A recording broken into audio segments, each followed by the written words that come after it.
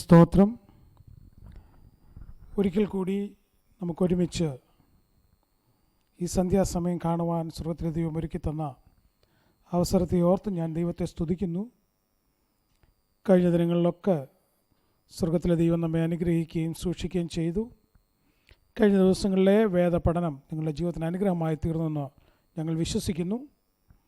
നിങ്ങൾ സാംസ് ടി വിയുടെ കേൾവിക്കാരും അതിൻ്റെ അഭ്യുദയകാംക്ഷികളൊക്കെ ആയിരിക്കുമ്പോൾ തന്നെ നിങ്ങളുടെ വിലപ്പെട്ട നിർദ്ദേശങ്ങളും നിങ്ങളുടെ ചിന്തകളുമൊക്കെ ഞങ്ങൾക്ക് അയച്ചു തരണം. അതൊക്കെ ഞങ്ങൾക്ക് അനുഗ്രഹമായി തീരും. നിങ്ങളുടെ കമൻസൊക്കെ കേൾക്കുന്നത് ഞങ്ങൾക്ക് സന്തോഷമാണ്. ഈ ദൈവവചനം കേട്ട് നിങ്ങൾ അനുഗ്രഹിക്കപ്പെട്ടവരായി തീരണമെന്ന് ഞങ്ങൾ ആഗ്രഹിക്കുന്നു. ദുരുപദേശങ്ങൾക്കെതിരെയും യഥാർത്ഥമായ ദൈവവചനത്തിന് വിപരീതമായൊക്കെ പല രീതിയിലുള്ള സ്വയ താല്പര്യത്തിലൂടെയുള്ള വ്യാഖ്യാനങ്ങളും ദൈവവചന പഠനങ്ങളൊക്കെ ഇന്ന് ഓൺലൈൻ മീഡിയകളിലൂടെ കണ്ടുകൊണ്ടിരിക്കുന്നു. അത് കേൾക്കുമ്പോൾ തന്നെ കർത്താവിൻ്റെ ശ്രേഷ്ഠദാസൻ പാസ്റ്റർ ആൻ്റണി ജോസഫ് പറയുന്ന ദൈവവചനങ്ങളും നിങ്ങൾ കമ്പയർ ചെയ്ത് നിങ്ങൾ തന്നെ സ്റ്റഡി ചെയ്തിട്ട് ശേഷം നിങ്ങൾ തന്നെ തീരുമാനിക്കുക എവിടെയാണ് നമുക്ക് പാളിച്ച പറ്റിപ്പോയത്, എന്താണ് തെറ്റ്, എന്താണ് ശരിയെന്ന് ഈ ദിവസങ്ങൾ മനസ്സിലാക്കി യഥാർത്ഥമായ ദൈവസന്നിധിയിൽ നമുക്ക് ഒരുമിച്ച് കർത്താവിൻ്റെ പാദപീഠത്തിലായിരുന്ന് മുൻപോട്ട് പോകാം. കർത്താവ് അതിനായി നമ്മെ സഹായിക്കട്ടെ. ഈ ദൈവവചന പഠനം നമ്മുടെ ജീവിതത്തിന് ഏറ്റവും അനുഗ്രഹമായി തീർന്ന് നാം നിത്യതയിൽ എത്തിച്ചേരുവാൻ സർവ്വ കൃപാലുവായ ദൈവം നമ്മെ സഹായിക്കട്ടെ എന്നുള്ള പ്രാർത്ഥനയോടുകൂടി തുടർന്നുള്ള വേദ പഠനത്തിനായി മൈക്ക് പാസ്റ്റർ ആൻ്റണി ജോസഫിന് കൈമാറുന്നു. ദൈവം നമ്മെവരെയും അനുഗ്രഹിക്കുമാറാകട്ടെ. കർത്താവിന് സ്തോത്രം. ഡോഗ്മയുടെ 16-ാമത്തെ എപ്പിസോഡിലേക്ക് കടന്നു വരുവാൻ നമുക്ക് കൃപ ചെയ്ത സർവ്വ കൃപാലുവായ ദൈവത്തിന് സ്തോത്രം ചെയ്യുന്നു. ഇന്ന് നമ്മൾ പഠിക്കുവാൻ പോകുന്ന വിഷയം സ്വർഗത്തെക്കുറിച്ചാണ്. നമുക്കറിയാം, കഴിഞ്ഞ അതേ നാളുകളിൽ അതേ സ്തോത്രം സ്വർഗവുമില്ല നരകവുമില്ല എന്നൊക്കെ ദുരുപദേശം പ്രചരിപ്പിക്കുന്നവർക്കുള്ള മറുപടികളാണ് നാം ഈ ദിവസങ്ങളിൽ അത് കൊടുത്തുകൊണ്ടിരിക്കുന്നത്. അങ്ങനെ ഇന്നത്തെ നമ്മളുടെ പഠനം സ്വർഗത്തെക്കുറിച്ചാണ്. ഈ സ്വർഗം വാസ്തവമായിട്ടും സൃഷ്ടിച്ചത് ദൈവമാണ്. നമ്മൾ വായിക്കുന്നത് ഇങ്ങനെയാണ്. നെഹമ്യാവിൻ്റെ പുസ്തകം അതിൻ്റെ 9-ാം അധ്യായം 6-ാമത്തെ തിരുവെഴുത്തിലേക്ക് വരുമ്പോൾ അവിടെ ഇപ്രകാരമാണ് രേഖപ്പെടുത്തിയിരിക്കുന്നത്. നീ മാത്രം യഹോവയാകുന്നു. നീ ആകാശത്തെയും സ്വർഗാതിസ്വർഗത്തെയും അവയിലെ സകല സൈന്യത്തെയും ഭൂമിയെയും അതിലുള്ള സകലത്തെയും സമുദ്രങ്ങളെയും അവയിലുള്ള സകലത്തെയും ഉണ്ടാക്കി. Praise the Lord. ഇവിടെ നമ്മൾ മനസ്സിലാക്കേണ്ടത് സ്വർഗം, ആ സ്വർഗത്തിൽ പിതാവ്, പുത്രൻ, പരിശുദ്ധാത്മാവ് 3 പേരും നിത്യാത്മാവിൽ നിത്യനായി ഇരുന്ന ഒരു കാലഘട്ടമുണ്ടായിരുന്നു. അന്ന് ഭൂമിയോ ഭൂമണ്ഡലങ്ങളോ ഒന്നുമില്ലാതിരുന്ന ഒരു കാലഘട്ടം. അന്ന് ആ സ്വർഗത്തിലെ നിർമ്മിതിയെക്കുറിച്ചാണ് അവിടെ നമുക്ക് വായിപ്പാനിടയായിത്തീർന്നത്. എബ്രായ ലേഖനത്തിലേക്ക് വരുമ്പോൾ അതിൻ്റെ 11-ാം അധ്യായം 10-ാമത്തെ തിരുവെഴുത്തിൻ്റെ അകത്തും ഇത് തന്നെയാണ് രേഖപ്പെടുത്തിയിരിക്കുന്നത്. ദൈവം ശില്പിയായി നിർമ്മിച്ചതും അടിസ്ഥാനമുള്ളതുമായ ഒരു നഗരം. Praise the Lord. നമുക്കെല്ലാവർക്കും അറിയാം, അതിനെക്കുറിച്ച് നമ്മുടെ വാഴ്ത്തപ്പെട്ട കർത്താവ് ആ സ്വർഗത്തിൽ നിന്ന് താഴേക്ക് ഇറങ്ങി വന്ന് അതേ സ്തോത്രം പഠിപ്പിച്ച കർത്താവ് യോഹന്നാൻ്റെ സുവിശേഷം 14-ാം അധ്യായം അതിൻ്റെ 1 മുതൽ 3 വരെയുള്ള വേദഭാഗത്ത് ഈ ദൈവം ശില്പിയായി നിർമ്മിക്കുന്ന ആ സ്വർഗത്തെക്കുറിച്ച് അത് പറയുവാനായിട്ടിടയായിത്തീരുന്നു. അപ്പോൾ നമ്മൾ മനസ്സിലാക്കണം, സ്വർഗം പല തട്ടുകളായിട്ടുണ്ട്. അത് നമുക്ക് അതേ സ്തോത്രം അല്പസമയം കഴിയുമ്പോഴത്തേക്കും അതിൻ്റെ വിശദീകരണത്തിലേക്ക് നമുക്ക് പോകാം. ഇപ്പോൾ ഉള്ളത് പുരാതനമായ സ്വർഗമാണ്. അപ്പം ആ സ്വർഗത്തിൽ നിന്നുകൊണ്ടുള്ള പണികളൊക്കെയാണ് നമ്മളിപ്പോൾ കാണുവാൻ പോകുന്നത്. അതേ സ്തോത്രം അതിൻ്റെ യോഹന്നാൻ്റെ സുവിശേഷം 14-ാം അധ്യായം 1 മുതൽ 3 വരെയുള്ള വേദഭാഗം വായിക്കുന്നത് എങ്ങനെയാണ്. നിങ്ങളുടെ ഹൃദയം കലങ്ങിപ്പോകരുത്. ദൈവത്തിൽ വിശ്വസിപ്പീൻ, എന്നിലും വിശ്വസിപ്പീൻ. എന്റെ പിതാവിന്റെ ഭവനത്തിൽ കണ്ടോ, എൻ്റെ പിതാവിൻ്റെ ഭവനം. അപ്പോൾ അതേ സ്തോത്രം നമ്മൾ മനസ്സിലാക്കണം, സ്വർഗമെന്ന് പറയുന്നത് പിതാവിൻ്റെ ഭവനമാണ്. എൻ്റെ പിതാവിൻ്റെ ഭവനത്തിൽ അനേകം വാസസ്ഥലങ്ങളുണ്ട്. ഇല്ലെങ്കിൽ ഞാൻ നിങ്ങളോട് പറയുമായിരുന്നു. അടുത്തത്, ഞാൻ നിങ്ങൾക്ക് സ്ഥലം ഒരുക്കുവാൻ പോകുന്നു. അപ്പൊ നോക്കിയേ, യേശു കർത്താവും ഈ പണിയിൽ അത് സ്തോത്രം ഒരു കൂട്ടുപ്രവർത്തകനാണ്. അപ്പം പിതാവും പുത്രനും പരിശുദ്ധാത്മാവും കൂടെയാണ് സ്വർഗം ഉണ്ടാക്കുകയും അവിടെ വാസം ചെയ്യുകയും ചെയ്തത് എന്ന് ദൈവമക്കളായിരിക്കുന്നത് നമ്മൾ മനസ്സിലാക്കണം. അപ്പോൾ സ്വർഗം എന്ന് പറയുന്നത് നമ്മുടെ ദൈവത്തിൻ്റെതാണ്.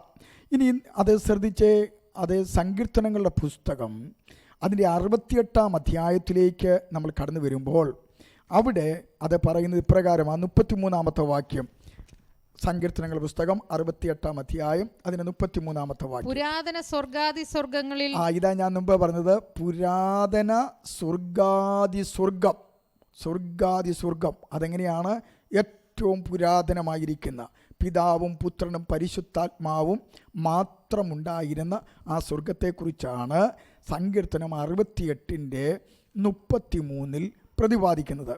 ഇനി 93-ന്റെ 2 വായിക്കുന്നത് ഇങ്ങനെയാണ്. 93 സങ്കീർത്തനങ്ങളുടെ പുസ്തകം 93-ന്റെ 2-ാമത്തെ വാക്യത്തിലേക്ക് വരുമ്പോൾ, നിന്റെ സിംഹാസനം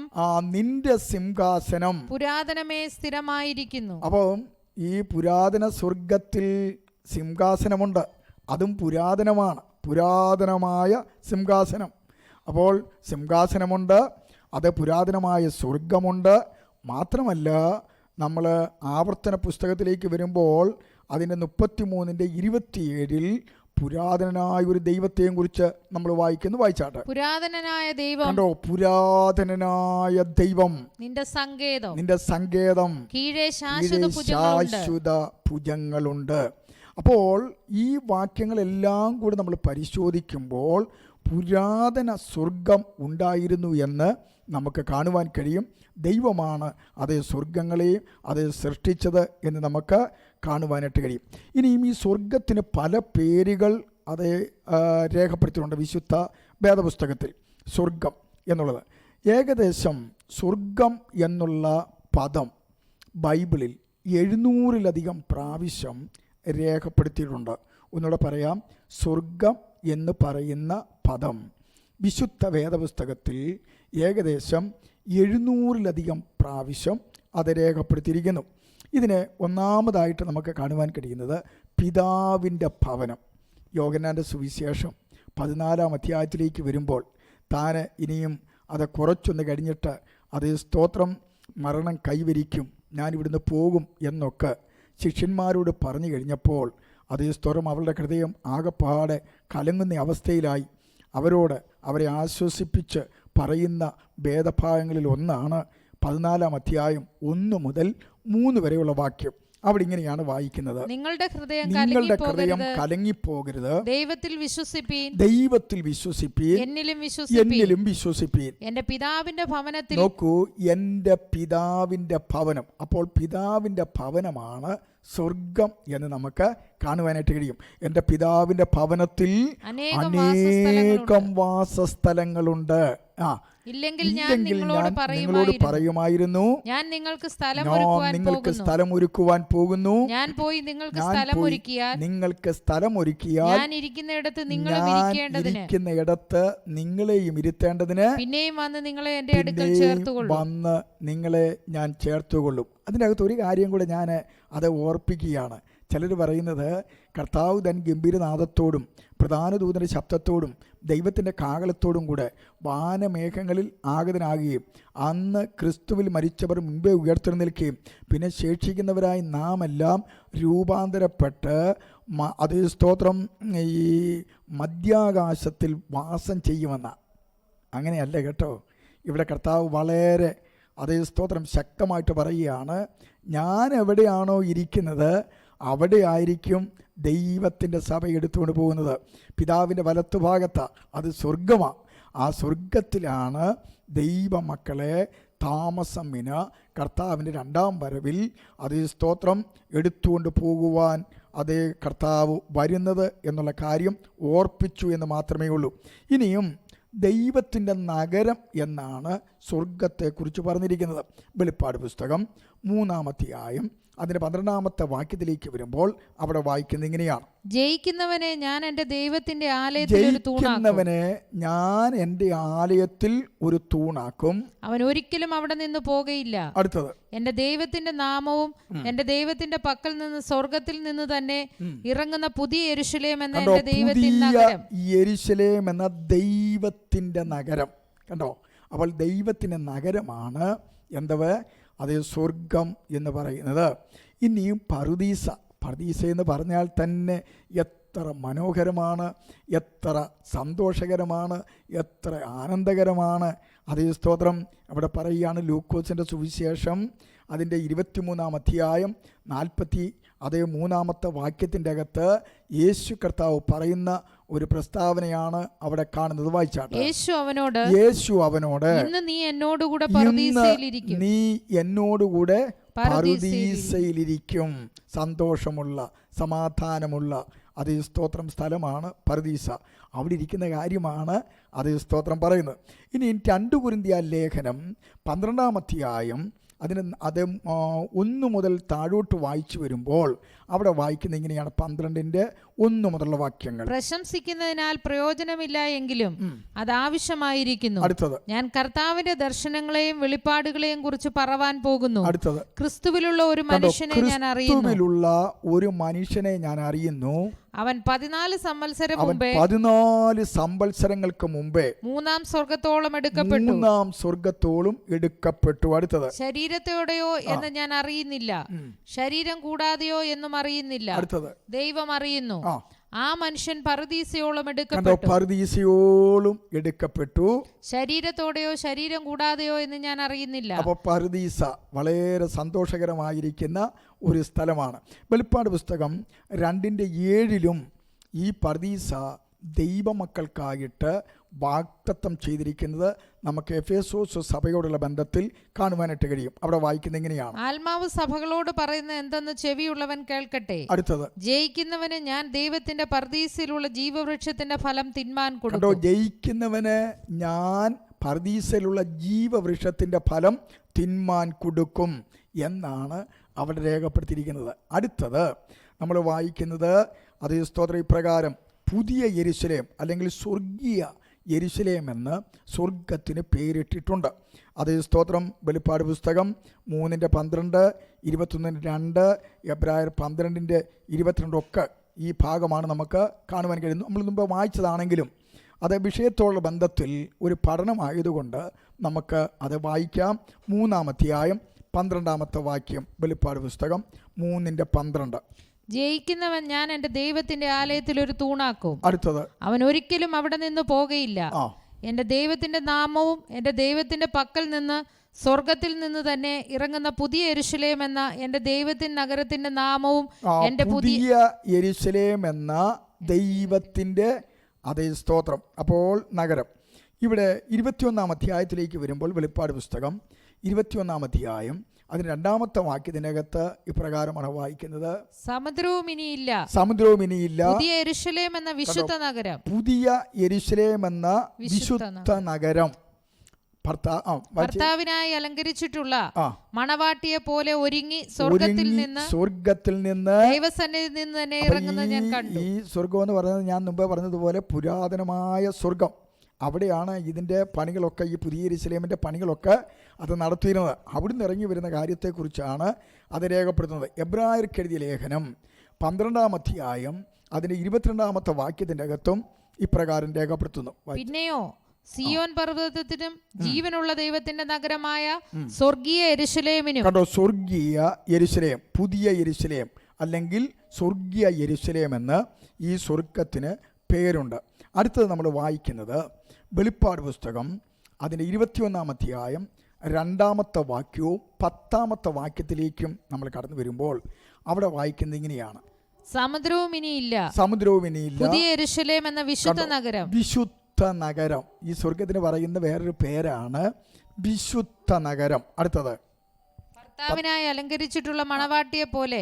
ഇനി 10-ാമത്തെ വാക്യത്തിലേക്ക് വരുമ്പോൾ അവിടെ വായിക്കുന്നത്: അവൻ എന്നെ ആത്മവിവശതയിൽ ഉയർന്ന ഒരു വൻമലയിൽ കൊണ്ടുപോയി യെരൂശലേം എന്ന വിശുദ്ധ നഗരം. വിശുദ്ധ നഗരം, സ്വർഗത്തിലെ വിശുദ്ധ നഗരം, സ്വർഗം. അതേ സ്തോത്രം നമുക്ക് കാണുവാൻ കഴിയും. ഇനിയും അടുത്തത് നമ്മൾ വായിക്കുന്നത് വെളിപ്പാട് പുസ്തകം 14-ാം അധ്യായം 1-ാം വാക്യത്തിൽ സിയോൻ മല എന്നാണ് ഈ സ്വർഗത്തിന് പറഞ്ഞിരിക്കുന്ന വേറൊരു പേര്. വായിച്ചാട്ടെ. പിന്നെ ഞാൻ സിയോൻ മലയിൽ കുഞ്ഞാടും അവനോടുകൂടെ നെറ്റിയിൽ അവന്റെ നാമവും പിതാവിന്റെ നാമവും എഴുതിയിരിക്കുന്ന 144,000 പേര് നിൽക്കുന്നതും കണ്ടു. മതി. അപ്പോൾ സിയോൻ മല എന്ന്, അപ്പം ഈ പറഞ്ഞ പേരുകളെല്ലാം സ്വർഗത്തോട് ബന്ധപ്പെടുത്തിയാണ് രേഖപ്പെടുത്തിയിരിക്കുന്നത്. എത്ര ശ്രേഷ്ഠകരമായിട്ടുള്ള ഒരു കാര്യമാണ് എന്ന് നമുക്ക് കാണുവാനായിട്ട് കഴിയും. ഇനിയും നമ്മൾ അടുത്ത അതേ സ്തോത്രം പഠനത്തിലേക്ക് അത് നമ്മളെ നയിക്കുന്നത് സ്വർഗത്തിൻ്റെ സവിശേഷതകളാണ്. ഏറ്റവും അത്ഭുതകരമായ ഒരു സ്ഥലമാണ് സ്വർഗം എന്നുള്ളത് നമുക്കെല്ലാവർക്കും അറിയാവുന്ന കാര്യമാണല്ലോ. അതുമാത്രമാണോ, ഏറ്റവും മനോഹരമായ സ്ഥലമാണ് ഈ സ്വർഗം. ഏറ്റവും അധികം കാണാൻ കൊള്ളാവുന്നതും എത്ര കണ്ടാലും ജീവിച്ചാലും മതി വരാത്തതുമായ ഒരു സ്ഥലമാണ് സ്വർഗം എന്നുള്ളത്. സ്വർഗത്തിൻ്റെ സവിശേഷതകളെക്കുറിച്ച് അനേക തിരുവചനങ്ങൾ വിശുദ്ധ വേദപുസ്തകത്തിൽ അതേ സ്തോത്രം ധാരാളമായിട്ട് കിടപ്പുണ്ട്. എന്നാൽ ഞാനതിലെ ചില കാര്യങ്ങൾ മാത്രമേ അതേ സ്തോത്രം പഠനത്തോടുള്ള ബന്ധത്തിൽ അത് ഓർപ്പിക്കുന്നുള്ളൂ. സ്വർഗമെന്ന് കേൾക്കുമ്പോൾ തന്നെ നമുക്കൊരു കുളിർമ, ഒരു സന്തോഷം, ഇതെല്ലാം തോന്നുന്നുണ്ടല്ലോ. എത്രയോ ശ്രേഷ്ഠകരമാണ് അതേ സ്തോത്രം സ്വർഗത്തെക്കുറിച്ചുള്ള ചിന്തകൾ നമ്മളെ ഭരിക്കുന്നത്. അതേ സ്തോത്രം അതോർത്ത് ഞാൻ ദൈവത്തെ സ്തുതിക്കുകയും ദൈവത്തെ മഹത്വപ്പെടുത്തുകയും ചെയ്യാം. ഇവിടെ ഒന്നാമതായിട്ട് ദൈവം വസിക്കുന്ന സ്ഥലമാണ് ഈ സ്വർഗം എന്ന് പറയുന്നത്. നമ്മൾ വായിക്കുന്നത് ആവർത്തന പുസ്തകം 26-ാം അധ്യായം അതിന് 15-ാമത്തെ വാക്യത്തിലേക്ക് വരുമ്പോൾ നമുക്ക് കാണുവാൻ കഴിയും ദൈവം വസിക്കുന്ന സ്ഥലമാണ് സ്വർഗം. 26-15 ആവർത്തന പുസ്തകം. നിന്റെ വിശുദ്ധ വാസസ്ഥലമായ സ്വർഗത്തിൽ നിന്ന് നോക്കി നിന്റെ ജനമായ ഇസ്രായേലിനെ നീ ഞങ്ങളുടെ പിതാക്കന്മാരോട് സത്യം ചെയ്തതുപോലെ ഞങ്ങൾക്ക് തന്ന ദേശമായി പാലും തേനും ഒഴുകുന്ന ദേശത്തെ അനുഗ്രഹിക്കണമേ. കണ്ടോ, അപ്പോൾ സ്വർഗത്തിൽ വാസം ചെയ്യുന്ന അത് ദൈവം. അപ്പോൾ ദൈവത്തിൻ്റെ വാസസ്ഥലമാണ് വാസ്തവത്തിൽ സ്വർഗം എന്ന് പറയുന്നത്. മാത്രമല്ല അവിടെ ഇരുന്നുകൊണ്ടാണ് കർത്താവ് എല്ലാ കാര്യങ്ങളും ചെയ്യുന്നത്. 115-ാം സങ്കീർത്തനം അതിന് 3-ാമത്തെ വാക്യത്തിൻ്റെ അകത്ത് അത് ഇപ്രകാരം പറയുന്നു, നമ്മുടെ ദൈവമോ സ്വർഗത്തിലുണ്ട്, തനിക്ക് ഇഷ്ടമുള്ളതൊക്കെയും അവൻ ചെയ്യുന്നു. ഇന്ന് രാത്രിയിൽ അതേ നമ്മളുടെ ആവശ്യങ്ങൾ എന്ത് തന്നെയായിരുന്നാലും ആ സ്വർഗത്തിലെ ദൈവം അത് ചെയ്തു തരുവാൻ അവൻ വിശ്വസ്തനാ. നമ്മുടെ രോഗമാണോ, നമ്മുടെ ഭാരമാണോ, നമ്മുടെ കടമാണോ, അതേ സ്തോത്രം നമ്മളുടെ മാനസിക സംഘർഷങ്ങളാണോ, നിരാശകളാണോ, ഏത് കാര്യമാണെങ്കിലും ഈ സ്വർഗത്തിലെ ദൈവം പരിഹരിക്കുവാൻ അവൻ മതിയായവനാണ്. നമ്മുടെ ദൈവം സ്വർഗത്തിലുണ്ട്, അവൻ ഇഷ്ടമുള്ളതൊക്കെയും അത് ചെയ്യുന്നു. ആയതുകൊണ്ട് ദൈവമക്കളായിരിക്കുന്ന പ്രിയപ്പെട്ടവരെ, അതിന് താഴോട്ട് വായിച്ചു വരുമ്പോൾ അതേ സ്തോത്രം അനേകർ ഈ ദൈവത്തെ പുറങ്കാലിന് തട്ടിക്കളഞ്ഞിട്ട് വിഗ്രഹ ദൈവങ്ങളിലേക്ക് കടന്നു പോകുന്നു. അതിനെക്കുറിച്ച് സങ്കീർത്തനക്കാരൻ പറയുന്നത് 4 മുതലുള്ള വാക്യങ്ങൾ വായിക്കുന്നത് ഇങ്ങനെയാണ്, അവരുടെ വിഗ്രഹങ്ങൾ പൊന്നും വെള്ളിയും. നമ്മുടെ ദൈവം സ്വർഗത്തിലുണ്ട്, അവരുടെ വിഗ്രഹങ്ങൾ, ജാതികളുടെ വിഗ്രഹങ്ങൾ എന്തൊക്കെയാണ്? പൊന്നും വെള്ളിയുമാകുന്നു. മനുഷ്യരുടെ കൈവേല തന്നെ. അവയ്ക്ക് വായുണ്ടെങ്കിലും സംസാരിക്കുന്നില്ല, കണ്ണുണ്ടെങ്കിലും കാണുന്നില്ല, അവയ്ക്ക് ചെവിയുണ്ടെങ്കിലും കേൾക്കുന്നില്ല, മൂക്കുണ്ടെങ്കിലും മണക്കുന്നില്ല. അടുത്തത്, അവയ്ക്ക് കൈയുണ്ടെങ്കിലും സ്പർശിക്കുന്നില്ല, കാലുണ്ടെങ്കിലും നടക്കുന്നില്ല, തൊണ്ട കൊണ്ട് സംസാരിക്കുന്നതുമില്ല. അവയെ ഉണ്ടാക്കുന്നവർ അവയെ പോലെയാകുന്നു, അവയിൽ ആശ്രയിക്കുന്ന ഏവനും അങ്ങനെ തന്നെ. 5 പൈസയ്ക്ക് നമുക്ക് ഉപകാരമില്ലാത്തതാണ് വിഗ്രഹ ദൈവങ്ങൾ. അതേ സ്തോത്രം. എന്നാൽ നാം സേവിക്കുന്ന ദൈവം ജീവനുള്ള ദൈവമാണ്.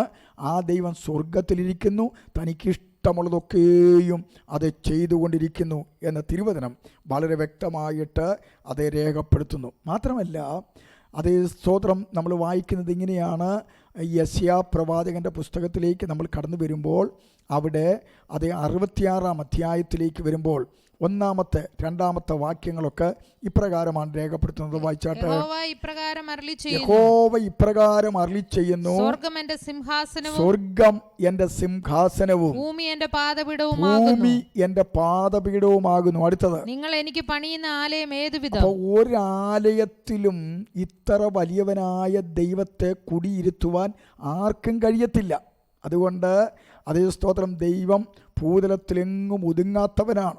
ഈ ദൈവത്തെ നമ്മൾ അത് പരിമിതപ്പെടുത്തി ചില്ലുകൂടിൻ്റെ അകത്താക്കി ആരെങ്കിലും അതിൻ്റെ മുമ്പിൽ അതേ പട്ടാപ്പകൽ വെട്ടം കൊളുത്തി വെടിയും പുകയും മണിയും മണിയടിയുമായിട്ടൊക്കെ ആരാധിക്കുന്നുവെങ്കിൽ നിങ്ങളുടെ ആരാധന ദൈവത്തിനല്ല, അത് പിശാചിനാണെന്നുള്ള കാര്യം മറന്നു പോകരുത്. കാരണം നമ്മുടെ ദൈവം അതേ സ്വർഗം അവൻ്റെ സിംഹാസനവും ഭൂമി അവൻ്റെ പാദപീഠവുമാകുന്നു എന്ന് തിരുവചനത്തിൽ വളരെ വ്യക്തമായി രേഖപ്പെടുത്തുന്നു. അപ്പോൾ ദൈവത്തിന് ഒരു സിംഹാസനമുണ്ട്, അത് സ്വർഗത്തിലാണ്. വെളിപ്പാട് പുസ്തകം 4-ാം അധ്യായം അതിന് 2-ാമത്തെ വാക്യത്തിൻ്റെ അകത്തും ഈ സിംഹാസനത്തെക്കുറിച്ച് നമുക്ക് കാണുവാനായിട്ട് കഴിയും. ഉടനെ ഞാൻ ആത്മവിവശനായി സ്വർഗത്തിൽ ഒരു സിംഹാസനം സ്വർഗത്തിൽ. അത് കണ്ടോ, വെളിപ്പാട് പുസ്തകം അതേ സ്തോത്രം രചിക്കപ്പെട്ട യോഹന്നാൻ അപ്പസ്തോലൻ പറയുകയാണ്, താൻ പത്മോസിലായിരുന്നു, തന്നെ സ്വർഗത്തിലേക്ക് ദൈവം എടുത്തുകൊണ്ടപ്പോഴത്തേക്കും താൻ കാണുന്ന കാഴ്ച അത് സ്വർഗത്തിൽ ഒരു സിംഹാസനം ഇരിക്കുന്നത് താൻ ആത്മാവിൽ കാണുകയാണ്. ഇനി അടുത്തത്, സ്വർഗം ദൈവത്തിൻ്റെ സിംഹാസനമാണെന്നുള്ളതാണ് നമ്മൾ ഇപ്പോൾ അത് സ്തോത്രം മനസ്സിലാക്കുവാനിടയായത്. ഇനിയും സ്വർഗമെന്ന് പറയുന്നത് ആരാധനയുടെ സ്ഥലമാണ്. നമുക്കെല്ലാവർക്കും ഓർമ്മയുള്ളതാണ് യെശയ്യാ പ്രവാചകൻ്റെ പുസ്തകം അതിൻ്റെ 6-ാം അധ്യായം 1 മുതൽ താഴോട്ട് വായിച്ചു വരുമ്പോൾ അവിടെ ഇപ്രകാരമാണ് അത് രേഖപ്പെടുത്തിയിരിക്കുന്നത്. ഉസിയ രാജാവ് മരിച്ച ആണ്ടിൽ കർത്താവ് ഉയർന്നും പൊങ്ങിയുമുള്ള സിംഹാസനത്തിൽ ഇരിക്കുന്നത് ഞാൻ കണ്ടു. അടുത്തത്, അവന്റെ വസ്ത്രത്തിന്റെ വിളമ്പുകൾ മന്ദിരത്തെ നിറച്ചിരുന്നു. സാറാഫുകൾ അവന് ചുറ്റും നിന്നു. കണ്ടോ, സാറാഫുകൾ ദൂതന്മാർ അതേ അവന് ചുറ്റും നിന്നു. ഓരോരുത്തൻ 6 ചിറകുണ്ടായിരുന്നു. 2 കൊണ്ടവർ മുഖം മൂടി, 2 കൊണ്ടവർ കാൽ മൂടി, 2 കൊണ്ട് പറന്നു. ഒരുത്തനോടൊരുത്തൻ, സൈന്യങ്ങളുടെ യഹോവ പരിശുദ്ധൻ പരിശുദ്ധൻ പരിശുദ്ധൻ, ദൈവമായ യഹോവ പരിശുദ്ധൻ പരിശുദ്ധൻ പരിശുദ്ധൻ എന്ന് പിതാവായ ദൈവത്തെയും പുത്രനായ ദൈവത്തെയും പരിശുദ്ധാത്മാവാം ദൈവത്തെയും അത് പാടി സ്തുതിച്ചുകൊണ്ടിരുന്നു എന്ന് നമുക്ക് അത് കാണുവാനായിട്ട് കഴിയും. ഇന്ന് നമ്മളും ആരാധിക്കുന്നുണ്ട്, എന്നാൽ ആത്മാവിലാണ് നമ്മൾ ആരാധിക്കുന്നത്. അതുകൊണ്ടൊരു പാട്ട് തന്നെയുണ്ടല്ലോ, ഇന്ന് ഞങ്ങൾ വിശ്വാസത്തിൽ ആരാധിക്കുന്നു, അന്നു നാഥൻ മുഖം കണ്ട് ആരാധിച്ചിടും. ഇന്ന് വിശ്വാസത്തിൽ ആരാധിക്കുന്ന സകലമാന മനുഷ്യരും അത് ഒരു ദിവസം സ്വർഗത്തിൽ ചെന്ന് ദൈവത്തിൻ്റെ അതേ മുഖാമുഖമായി കണ്ട് ആരാധിക്കുന്ന ഒരു സുദിനം വരാൻ പോവുകയാണ്. അതിനെക്കുറിച്ചാണ് നമ്മൾ വെളിപ്പാട് പുസ്തകം 22-ാം അധ്യായം അതിന്റെ 3-ാമത്തെ വാക്യത്തിന്റെ അകത്ത് വായിക്കുന്നു. യാതൊരു ശാപവും ഇനി സ്വർഗത്തിൽ ഉണ്ടാകുകയില്ല. ദൈവത്തിന്റെയും കുഞ്ഞാടിന്റെയും സിംഹാസനം അതിലിരിക്കും. അടുത്തത്, അവന്റെ ദാസന്മാർ അവനെ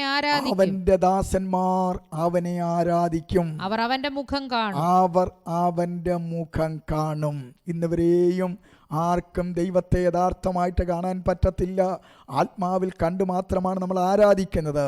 എന്നാൽ അതേ കർത്താവ് നമ്മളെ ചേർത്ത് കഴിയുമ്പോൾ കർത്താവിനോട് ഒരുമിച്ച് മുഖാമുഖമായിട്ട് കർത്താവിനെ ആരാധിപ്പാൻ കർത്താവ് നമുക്ക് കൃപ തരും.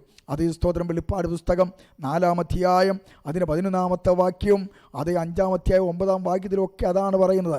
4-ാം അധ്യായം 11-ാമത്തെ വാക്യവും കൂടെ ഒന്ന് വായിച്ചേക്കാം. കർത്താവേ നീ സർവ്വവും സൃഷ്ടിച്ചവനും എല്ലാം നിന്റെ ഇഷ്ടം ഹേതുവായും സൃഷ്ടിക്കപ്പെട്ടതും ആകയാൽ മഹത്വവും ബഹുമാനവും ശക്തിയും കൈക്കൊള്ളുവാൻ യോഗ്യനെന്ന് പറഞ്ഞുകൊണ്ട് തങ്ങളുടെ കിരീടങ്ങളെ സിംഹാസനത്തിന് മുൻപിലിടും. അടുത്തത് നമ്മൾ വായിക്കുന്നത് വെളിപ്പാട് പുസ്തകം അതേ 5-ാം അധ്യായം 11-ാമത്തെ വാക്യത്തിലേക്ക് വരുമ്പോൾ സ്വർഗത്തിൽ അനവധി ദൂതന്മാരെ, മാലാഖമാരെ നമുക്ക് കാണുവാനായിട്ട് കഴിയും. അവിടെ പിന്നെ ഞാൻ ദർശനത്തിൽ സിംഹാസനത്തിന്റെയും ജീവികളുടെയും മൂപ്പന്മാരുടെ ചുറ്റിലും ഏറിയ ദൂതന്മാരുടെ ശബ്ദം കേട്ടു. അവരുടെ എണ്ണം 10,000 ഗുണം 10,000 എത്രയാ? നമുക്ക് അതേ സ്തോത്രം, എത്രയോ സംഖ്യയാണ്. അടുത്തത് 1000 ഗുണം 1000 അത് കണക്ക് ശുഭ്ര വസ്ത്രധാരികളായ ദൂതന്മാർ സ്വർഗത്തിലുണ്ട്. എത്രയോ മനോഹരമാണ് എന്നുള്ള കാര്യം നമ്മൾ മറന്നു പോകരുത്. അതേ സ്തോത്രം, ഈ സ്വർഗം മനോഹാരിതയുടെ അനുഗ്രഹിക്കപ്പെട്ട ഒരു സ്ഥലമാണ്. നമ്മൾ വായിക്കുന്നുണ്ട് വെളിപ്പാട് പുസ്തകം അതിൻ്റെ 20-ാം അധ്യായം 10-ാമത്തെ വാക്യം വായിക്കുമ്പോൾ അവിടെ വായിക്കുന്നത് 10-11. അവൻ എന്നെ ആത്മവ്യവസ്ഥയിൽ ഉയർന്നൊരു വൻമലയിൽ കൊണ്ടുപോയി. അത് യോഹന്നാൻ അപ്പസ്തോലനെ ആത്മവിവശതയിൽ ഉയർന്ന ഒരു അതേ മലയിലേക്ക് കൊണ്ടുപോയി. അടുത്ത യെരുശലേം എന്ന വിശുദ്ധ നഗരം സ്വർഗത്തിൽ നിന്ന് ദൈവസന്നിധിയിൽ നിന്ന് തന്നെ ദൈവ തേജസ്സുള്ളതായി ഇറങ്ങുന്നത് കാണിച്ചു തന്നു. ദൈവ തേജസ്സുള്ളതായി ഇറങ്ങുന്നത് കാണിച്ചു തന്നു. ഇനി ഇതിന്റെ മനോഹാരിതയെക്കുറിച്ചൊക്കെ വളരെ വ്യക്തമായിട്ട് രേഖപ്പെടുത്തുന്നുണ്ട്. അതേ സ്തോത്രം നമ്മൾ വായിക്കുന്നുണ്ട്. അതിന് താഴോട്ട് വായിച്ചു വരുമ്പോൾ 18 മുതലുള്ള വാക്യത്തിന്റെ അകത്ത് വളരെ വ്യക്തമായിട്ട് രേഖപ്പെടുത്തുന്നു. അതിന്റെ 18 മുതലുള്ള മതിലിന്റെ പണി സൂര്യകാന്തവും കേട്ടോ, മതിലിന്റെ പണി സൂര്യകാന്തം. നഗരം സ്വച്ഛ സ്ഫടികത്തിനൊത്ത തങ്കവുമായിരുന്നു. നഗരമതിലിന്റെ അടിസ്ഥാനങ്ങൾ സകല രത്നവും കൊണ്ട് അലങ്കരിച്ചിരിക്കുന്നു. ഒന്നാം അടിസ്ഥാനം സൂര്യകാന്തം, രണ്ടാമത്തേത് നീലരത്നം, മൂന്നാമത്തേത് മാണിക്യം, നാലാമത്തേത് മരതകം, അഞ്ചാമത്തേത് നഖവർണി, ആറാമത്തേത് ചുവപ്പുകല്ല്, ഏഴാമത്തേത് പീതരത്നം, എട്ടാമത്തേത് ഗോമേതകം, ഒമ്പതാമത്തേത് പുഷ്യരാഗം, പത്താമത്തേത് വൈഢൂര്യം, 11-ാമത്തേത് പത്മരാഗം, 12-ാമത്തേത് സുഗന്ധിരത്നം, 12 ഗോപുരവും 12 മുത്ത്, ഓരോ ഗോപുരം ഓരോ മുത്തുകൊണ്ടുള്ളതും നഗരത്തിന്റെ വീതി സ്വച്ഛ സ്ഫടികത്തിന് തുല്യമായ തങ്കവുമായിരുന്നു. കണ്ടോ, ലോകത്തിലുള്ള ഇന്ന് വരെ ഉണ്ടായിരിക്കുന്ന സകലമാന എഞ്ചിനീയർമാരും അതേ ഡിസൈൻ ചെയ്താൽ ഇതിൻ്റെ ഒരു അതേ സ്തോത്രം നമ്മൾ ഉണ്ടാക്കിയിരിക്കുന്ന മുറിയുടെ ഒരു ഭാഗം പോലും ആകത്തില്ല. അത്ര അനുഗ്രഹിക്കപ്പെട്ട രീതിയിലാണ് സ്വർഗം ദൈവം തമ്പുരാൻ അത് നിർമ്മിച്ചു വെച്ചിരിക്കുന്നത്. സ്തോത്രം, എത്ര സന്തോഷകരമാണ്. അടുത്തത് സ്വർഗം പറുദീസയാണ്. പറുദീസ എന്നാൽ മനോഹരമായ തോട്ടം എന്നർത്ഥം. മനോഹരമായ നദികളും ജീവവൃക്ഷങ്ങളും ഒക്കെ നിറഞ്ഞ തോട്ടമാണ് പറുദീസ. നമ്മൾ അതിന് മുമ്പ് വായിച്ചതാണെങ്കിലും വീണ്ടും നമുക്ക് വായിക്കാൻ 2 കൊരിന്ത്യർ ലേഖനം 12-ാം അധ്യായം അതിൻ്റെ 1 മുതൽ താഴോട്ട് വായിക്കുമ്പോൾ അവിടെ വായിക്കുന്നത് ഇങ്ങനെയാണ്: പ്രശംസിക്കുന്നതിനാൽ പ്രയോജനമില്ല എങ്കിലും അത് ആവശ്യമായിരിക്കുന്നു. ഞാൻ കർത്താവിന്റെ ദർശനങ്ങളെയും വെളിപ്പാടുകളെയും കുറിച്ച് പറവാൻ പോകുന്നു. ക്രിസ്തുവിലുള്ള ഒരു മനുഷ്യനെ ഞാൻ അറിയുന്നു. അവൻ 14 സംവത്സരം മുമ്പേ 3-ാം സ്വർഗത്തോളം എടുക്കപ്പെട്ടു.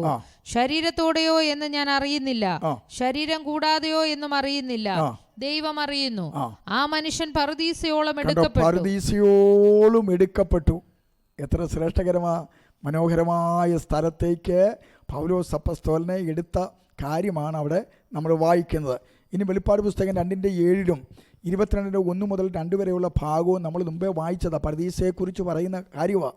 അതേ സ്തോത്രം, ജയിക്കുന്നവന് ഞാൻ അതേ ഈ പറുദീസയിൽ ജീവവൃക്ഷത്തിൻ്റെ ഫലം തിന്മാൻ കൊടുക്കും എന്നാണ് അവിടെ രേഖപ്പെടുത്തിയിരിക്കുന്നത്. ഇനി അടുത്തത് സ്വർഗം അശുദ്ധിയോ പാപമോ ഇല്ലാത്ത സ്ഥലമായിട്ടാണ് ചിത്രീകരിക്കുന്നത്. അവിടെ പാപത്തിന് സ്ഥാനമില്ല, ശാപത്തിന് സ്ഥാനമില്ല, ഇരുട്ടിന് സ്ഥാനമില്ല എന്ന് നമ്മൾ അത് മനസ്സിലാക്കണം. വെളിപ്പാട് പുസ്തകം 22-ാം അധ്യായം അതിൻ്റെ 15-ാമത്തെ വാക്യം വായിക്കുമ്പോൾ അവിടെ വായിക്കുന്നത് ഇങ്ങനെയാണ്: നായ്ക്കളും ക്ഷുദ്രക്കാരും ദുർനടപ്പുകാരും കൊലപാതകന്മാരും ബിംബാരാധികളും ഭോഷ്കിൽ പ്രിയപ്പെടുകയും അതിനെ പ്രവർത്തിക്കുകയും ചെയ്യുന്ന ഏവനും പുറത്തു തന്നെ. ഈ സ്വർഗത്തിൽ ഇവരാരും കാണത്തില്ല. അടുത്തത് നമ്മൾ വായിക്കുന്നു വെളിപ്പാട് പുസ്തകം 21-ാം അധ്യായം 24-ാമത്തെ വാക്യത്തിന്റെ അകത്തും ഇതുപോലെ തന്നെ രേഖപ്പെടുത്തിയിട്ടുണ്ട്: ജാതികൾ അതിന്റെ വെളിച്ചത്തിൽ നടക്കും. അടുത്തത് ഭൂമിയുടെ രാജാക്കന്മാർ തങ്ങളുടെ മഹത്വം അതിലേക്ക് കൊണ്ടുവരും. അതിന്റെ ഗോപുരങ്ങൾ പകൽക്കാലത്ത് അടക്കിയില്ല, രാത്രി അവിടെ ഇല്ലല്ലോ. ജാതികളുടെ മഹത്വവും ബഹുമാനവും അതിലേക്ക് കൊണ്ടുവരും. കുഞ്ഞാടിന്റെ ജീവപുസ്തകത്തിൽ എഴുതിയിരിക്കുന്നവരല്ലാതെ അശുദ്ധമായത് യാതൊന്നും മ്ലേച്ഛതയും ഭോഷ്കും പ്രവർത്തിക്കുന്നവൻ ആരും അതിൽ കടക്കയില്ല. അശുദ്ധമായിട്ടുള്ളതോ പാപകരമായിട്ടുള്ളതോ ആയ ഒന്നും തന്നെ സ്വർഗത്തിൽ ഉണ്ടായിരിക്കുകയില്ല. അത്ര ശ്രേഷ്ഠകരമാണ് സ്വർഗം എന്നുള്ള കാര്യം നമ്മൾ മറന്നു പോകരുത്. സ്വർഗത്തിൽ യാതൊരു ശാപവുമില്ല. ഇന്ന് നമ്മൾ ശപിക്കപ്പെട്ട ഭൂമിയിലാണ് നമ്മൾ ജീവിക്കുന്നത്. മനുഷ്യൻ അന്യോന്യം ശപിച്ചുകൊണ്ടിരിക്കുന്നു. എന്നാൽ നിങ്ങൾ ശ്രദ്ധിക്കൂ, വെളിപ്പാട് പുസ്തകം 22-ാം അധ്യായം അതിൻ്റെ 3-ാമത്തെ വാക്യത്തിൻ്റെ അകത്ത് ഉറപ്പായിട്ടും അതേ സ്തോത്രം തറപ്പിച്ചും നമ്മുടെ കർത്താവ് പറയുകയാണ്, അവിടെ ശാപമില്ല. വായിക്കാം, 22:3. യാതൊരു ശാപവും ഇനിയും എന്തില്ല, അവിടെ ഉണ്ടാകുകയില്ല. മാത്രമല്ല അത് 22-ാം അധ്യായം 5-ാം വാക്യത്തിലേക്ക് വരുമ്പോൾ സ്വർഗത്തിൽ രാത്രിയില്ല, അല്ലെങ്കിൽ ഇരുട്ടില്ല, മുഴുവൻ വെളിച്ചമാണ്. നമ്മൾ വായിച്ചേ, ഇനി രാത്രി ഉണ്ടാകുകയില്ല, ഇനിയും രാത്രി ഉണ്ടാകുകയില്ല. ദൈവമായ കർത്താവ് അവരുടെ മേൽ പ്രകാശിക്കുന്നത് കൊണ്ട് വിളക്കിന്റെ വെളിച്ചമോ സൂര്യന്റെ വെളിച്ചമോ അവർക്ക് ആവശ്യമില്ല. അവർ എന്നേക്കും രാജാക്കന്മാരായിരിക്കും. അടുത്തത്, സ്വർഗം ദൈവ തേജസ്സിനാൽ നിറയപ്പെട്ടതാണ്. വെളിപ്പാട് പുസ്തകം 21-ാം അധ്യായം അതിന്റെ 10-ാമത്തെ വാക്യത്തിന്റെ അകത്ത് നമുക്ക് കാണുവാനായിട്ട് കഴിയും. അവൻ എന്നെ ആത്മവിവശതയിൽ ഉയർന്ന ഒരു വൻമലയിൽ കൊണ്ടുപോയി. യെരുശലേം എന്ന വിശുദ്ധ നഗരം സ്വർഗത്തിൽ നിന്ന് ദൈവസന്നിധിയിൽ നിന്ന് തന്നെ ദൈവ തേജസ്സുള്ളതായി ഇറങ്ങുന്നത് കാണിച്ചു തന്നു. ദൈവ തേജസ്സുള്ളതായിട്ട് ഇറങ്ങി വരുന്നു. നിങ്ങൾക്കറിയാം, ദൈവ തേജസ്സിന്റെ അടുത്തുനിന്നിരുന്നതാണ് 40 രാവും 40 പകലും അതേ സ്തോത്രം മോശ. ആ മോശ മലയിൽ നിന്നും ഇറങ്ങി വരുമ്പോൾ അതേ സ്തോത്രം മലയുടെ അടിവാരത്തിലുള്ള ആളുകൾ വിളിച്ചു പറഞ്ഞു, അല്ലയോ മോശയെ, നീ എന്ത് ചെയ്യണം? അതേ സ്തോത്രം മൂടുപടമിടണമെന്ന് പറഞ്ഞു. നിന്റെ മുഖ തേജസ് നിമിത്തം ഞങ്ങൾക്ക് നോക്കാൻ കഴിയുന്നില്ല എന്ന് പറയത്തക്ക രീതിയിൽ അത് തേജസ് കൊണ്ട് തന്നെ നിറച്ചുവെങ്കിൽ അതിനേക്കാൾ 10 മടങ്ങ് തേജസ്സിനാൽ ദൈവമക്കളെ അതേ സ്വർഗം അതേ നിറയപ്പെട്ടിരിക്കും എന്ന കാര്യം നമ്മൾ മറന്നു പോകരുത്. മാത്രമല്ല, ഒരു മടുപ്പോ ഒരു വിരസതയോ അതേ സ്തോത്രം ഇല്ലാത്ത ഒരു സ്ഥലമാണ് ഈ അതേ സ്വർഗമെന്ന് പറയുന്നത്. അവിടെ അത് വളരെ സുന്ദരവും അതുപോലെ തന്നെ അതിമനോഹരവുമായ സ്ഥലമാണ്. അവിടെ എപ്പോഴും ആനന്ദമാണ് എന്ന് നമുക്ക് കാണുവാൻ കഴിയും. സങ്കീർത്തനങ്ങളുടെ പുസ്തകം 48-ാം അധ്യായം അതിൻ്റെ 1-2 വാക്യങ്ങൾ വായിക്കുമ്പോൾ അവിടെ വായിക്കുന്നത്, നമ്മുടെ ദൈവത്തിന്റെ നഗരത്തിൽ അവന്റെ വിശുദ്ധ പർവ്വതത്തിൽ യഹോവ വലിയവനും അത്യന്ത സ്തുത്യനുമാകുന്നു. മഹാരാജാവിന്റെ നഗരമായി ഉത്തരഗിരിയായ സിയോൻ പർവ്വതം ഉയരം കൊണ്ട് മനോഹരവും സർവഭൂമിയുടെയും ആനന്ദമായിരിക്കുന്നു. ഇവിടെ ആനന്ദമില്ലെങ്കിൽ, സന്തോഷമില്ലെങ്കിൽ, സ്വർഗം സന്തോഷമുള്ള ആനന്ദമുള്ള ഒരു സ്ഥലമാക്കി കർത്താവ് മാറ്റാൻ പോവുകയാണ്. ഇനിയും അടുത്ത അതേ സ്തോത്രം ടൈറ്റില് സ്വർഗത്തിൽ യേശുക്രിസ്തു എപ്രകാരമായിരുന്നു എന്നുള്ളതാണ് നമ്മൾ അത് കാണുവാൻ പോകുന്നത്. അതേ സ്തോത്രം നമുക്കെല്ലാവർക്കും അത് അറിയാം. യേശുക്രിസ്തു സ്വർഗത്തിൽ നിന്ന് ഇറങ്ങി വന്ന് സ്വർഗത്തിലേക്ക് കരേറിപ്പോയ അത് ദൈവമാണ്. യേശു സ്വർഗത്തിൽ എപ്പോഴും വിളക്കായിരിക്കും. എന്നാണെന്നറിയാമോ? ഇപ്പോഴല്ല, അതേ സ്തോത്രം നമ്മൾ ഈ പുനരുത്ഥാനം പ്രാപിച്ച് 1000 ആണ്ട് ഭരണമൊക്കെ കഴിഞ്ഞിട്ട് അതേ സ്തോത്രം കർത്താവ് അത് വിളക്കായിരിക്കും എന്ന് വെളിപ്പാട് പുസ്തകം 21-ാം അധ്യായം 23 അത് 22-5 വളരെ അതേ സ്തോത്രം കർത്താവ് അതേ സ്തോത്രം തിരുവചനത്തിലൂടെ നമ്മളെ ഓർമ്മിപ്പിക്കുകയാണ്. വായിച്ചാട്ടെ, നഗരത്തിൽ പ്രകാശിപ്പാൻ, നഗരത്തെ പ്രകാശിപ്പിക്കുവാൻ സൂര്യനും ചന്ദ്രനും ആവശ്യമില്ല, സൂര്യനോ ചന്ദ്രനോ ഒന്നും എന്തില്ല, ആവശ്യമില്ല. ദൈവ തേജസ് അതിനെ പ്രകാശിപ്പിച്ചു. തെളിമയുള്ള ദൈവ തേജസ്സിന്റെ പ്രകാശം യേശുവിൽ നിന്ന് ഇങ്ങനെ പുറപ്പെട്ടുകൊണ്ടിരിക്കും. അടുത്തത്, കുഞ്ഞാട് അതിന്റെ വിളക്കാകുന്നു. കുഞ്ഞാട് അതിന്റെ വിളക്കായിരിക്കും. അതിന് കാരണം എന്താണെന്ന് വെച്ച് കഴിഞ്ഞാൽ ഈ അത് പ്രകാശത്തിന് ചൂടിൻ്റെ കാഠിന്യമില്ല. പൂർണ്ണ ചന്ദ്രനുള്ള രാത്രിയിലെ ആകർഷണീയമായ തേജസ്സിനേക്കാൾ 10 മടങ്ങ് ഭംഗിയും മനോഹാരിതയും ആ പ്രകാശത്തിനുണ്ടായിരിക്കും. അത്ര ശ്രേഷ്ഠകരമാണ്. അതേ സ്തോത്രം നമ്മൾ അടുത്തത് യേശുക്രിസ്തുവാണ് അതേ സ്തോത്രം സ്വർഗത്തിൻ്റെ ശില്പി എന്ന് നമ്മൾ അത് ആദ്യമേ വായിപ്പാനായിട്ടിടയായിത്തീർന്നു. അതുകൊണ്ട് അതേ സ്തോത്രം സ്വർഗത്തിൻ്റെ അതേ പണികളൊക്കെ ഇങ്ങനെ നടന്നുകൊണ്ടിരിക്കുക. നമ്മളത് വായിച്ചു. വെളിപ്പാട് പുസ്തകം 21 അധ്യായത്തിൻ്റെ 11 വാക്യവും 18 മുതൽ 21 വരെയുള്ള വാക്യങ്ങളൊക്കെ വായിച്ചു. ഭയങ്കര മനോഹരമായിട്ട് അതിൻ്റെ പണി നടന്നുകൊണ്ടിരിക്കുകയാണ്. അതിൻ്റെ പണി പൂർത്തീകരിച്ച് കഴിയുമ്പോൾ കർത്താവ് നമ്മളെ ചേർക്കുവാനായിട്ട് മധ്യാകാശത്തിലേക്ക് വരികയും അങ്ങനെ ദൈവമക്കളെയും കൂട്ടിക്കൊണ്ട് പിതാവ് അതേ സിംഹാസനം ഇരിക്കുന്ന സ്വർഗത്തിലേക്ക് നമ്മളെ കൊണ്ടുപോവുകയും അത് ചെയ്യും എന്ന് തിരുവചനത്തിൻ്റെ അകത്ത് രേഖപ്പെടുത്തുന്നു. മാത്രമല്ല അതേ സ്തോത്രം നമ്മൾ വായിക്കുന്നത് യോഹന്നാന്റെ സുവിശേഷം 3 അധ്യായം 13 വാക്യത്തിലേക്ക് വരുമ്പോൾ അവിടെ സ്വർഗത്തിൽ കയറുകയും ഇറങ്ങുകയും ചെയ്യുന്നവനാണ് നമ്മളുടെ കർത്താവ്. അതിനു മുമ്പ് അതേ സ്തോത്രം ഈ സ്വർഗത്തിൽ ആര് കയറും, അത് ആരിറങ്ങും എന്നൊക്കെ ഒരു ചോദ്യം അതേ സ്തോത്രം നമ്മൾ ഇയ്യോബിൻ്റെ പുസ്തകത്തിൽ അത് നമുക്ക് കാണുവാനായിട്ട് കഴിയുന്നുണ്ട്.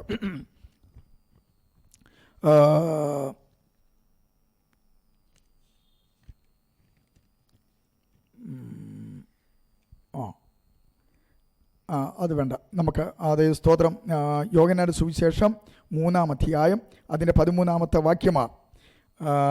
വായിച്ചാട്ടെ. സ്വർഗത്തിൽ നിന്ന് ഇറങ്ങി വന്നവനായി, സ്വർഗത്തിൽ നിന്ന് ഇറങ്ങി വന്നവനായി, സ്വർഗത്തിൽ ഇരിക്കുന്നവനായ മനുഷ്യപുത്രനല്ലാതെ ആരും സ്വർഗത്തിൽ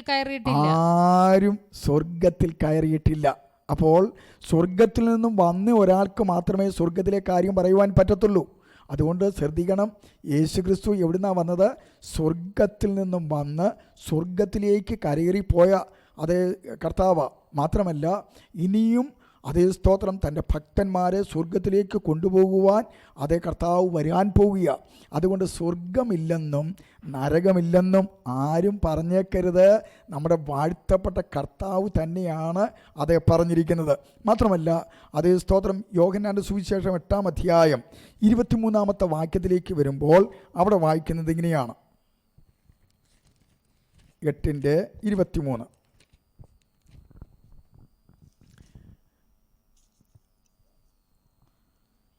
യോഹന്നാൻ 8:23 അവൻ അവരോട് നിങ്ങൾ കീഴിൽ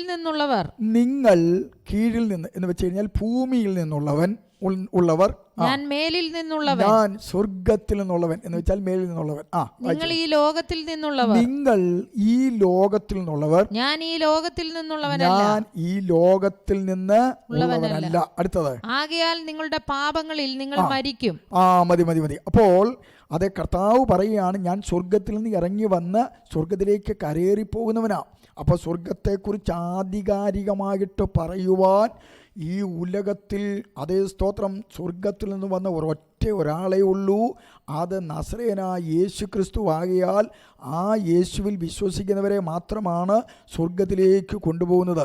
യേശു ക്രിസ്തു ഇപ്രകാരം യോഹന്നാന്റെ സുവിശേഷം 14 അധ്യായം 6 വാക്യത്തിൽ പറയുന്നു, ഞാൻ തന്നെ വഴിയും സത്യവും ജീവനുമാകുന്നു, എന്നിലൂടെയല്ലാതെ ആരും പിതാവിൻ്റെ അടുക്കൽ അത് എത്തുന്നില്ല എന്ന് അത് പറയുവാനിടയായിത്തീരുന്നു. തന്നെയുമല്ല അതേ സ്തോത്രം യേശു ക്രിസ്തു തൻ്റെ അതേ ശിക്ഷഗണങ്ങൾ വളരെ കലങ്ങിയിരിക്കുമ്പോൾ, അവരുടെ ഹൃദയം അതേ സ്തോത്രം നുറുങ്ങിയിരിക്കുമ്പോൾ യേശു ക്രിസ്തു അവരുടെ അടുക്കലേക്ക് വന്നിട്ട് യോഹന്നാന്റെ സുവിശേഷം 14 അധ്യായം 1 മുതൽ 3 വരെയുള്ള വാക്യത്തിൻ്റെ അകത്ത് ഇപ്രകാരമാണ് പറഞ്ഞത്, നിങ്ങളുടെ ഹൃദയം കലങ്ങിപ്പോകരുത്, ദൈവത്തിൽ വിശ്വസിപ്പീൻ, എന്നിലും വിശ്വസിപ്പീൻ. എന്റെ പിതാവിന്റെ ഭവനത്തിൽ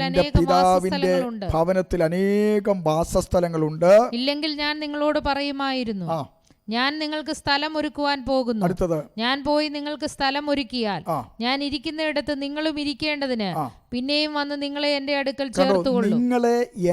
അടുക്കൽ ചേർത്തുകൊള്ളും എന്നാണ് നമ്മുടെ വാഴ്ത്തപ്പെട്ട കർത്താവ് പറയുവാനിടയായി തീർന്നത്.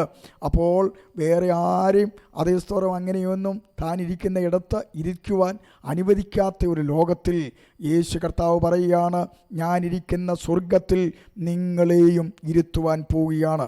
ഈ കർത്താവായ യേശു ക്രിസ്തു കാൽവരിയിൽ മരിച്ച് 3-ാം നാൾ ഉയർത്തെഴുന്നേറ്റ് അതേ സ്തോത്രം യേശു കർത്താവ് 40 രാവും 40 പകലും അതേ സ്തോത്രം യെരുശലേം കേന്ദ്രമാക്കി 500-ലധികം ആളുകൾക്ക് പ്രത്യക്ഷപ്പെട്ടാനന്തരം അത് ലൂക്കോസ് വളരെ വ്യക്തമായിട്ട് യേശു ക്രിസ്തു സ്വർഗത്തിലേക്ക് പോയ കാര്യം 24-ാം അധ്യായം ലൂക്കോസിൻ്റെ സുവിശേഷം 24 അധ്യായം അതിൻ്റെ 50 മുതൽ 53 വരെയുള്ള വേദഭാഗത്ത് രേഖപ്പെടുത്തുന്നു. അനന്തരം അവൻ അവരെ ബഥാനിയോളം കൂട്ടിക്കൊണ്ടുപോയി കൈ ഉയർത്തി അവരെ അനുഗ്രഹിച്ചു.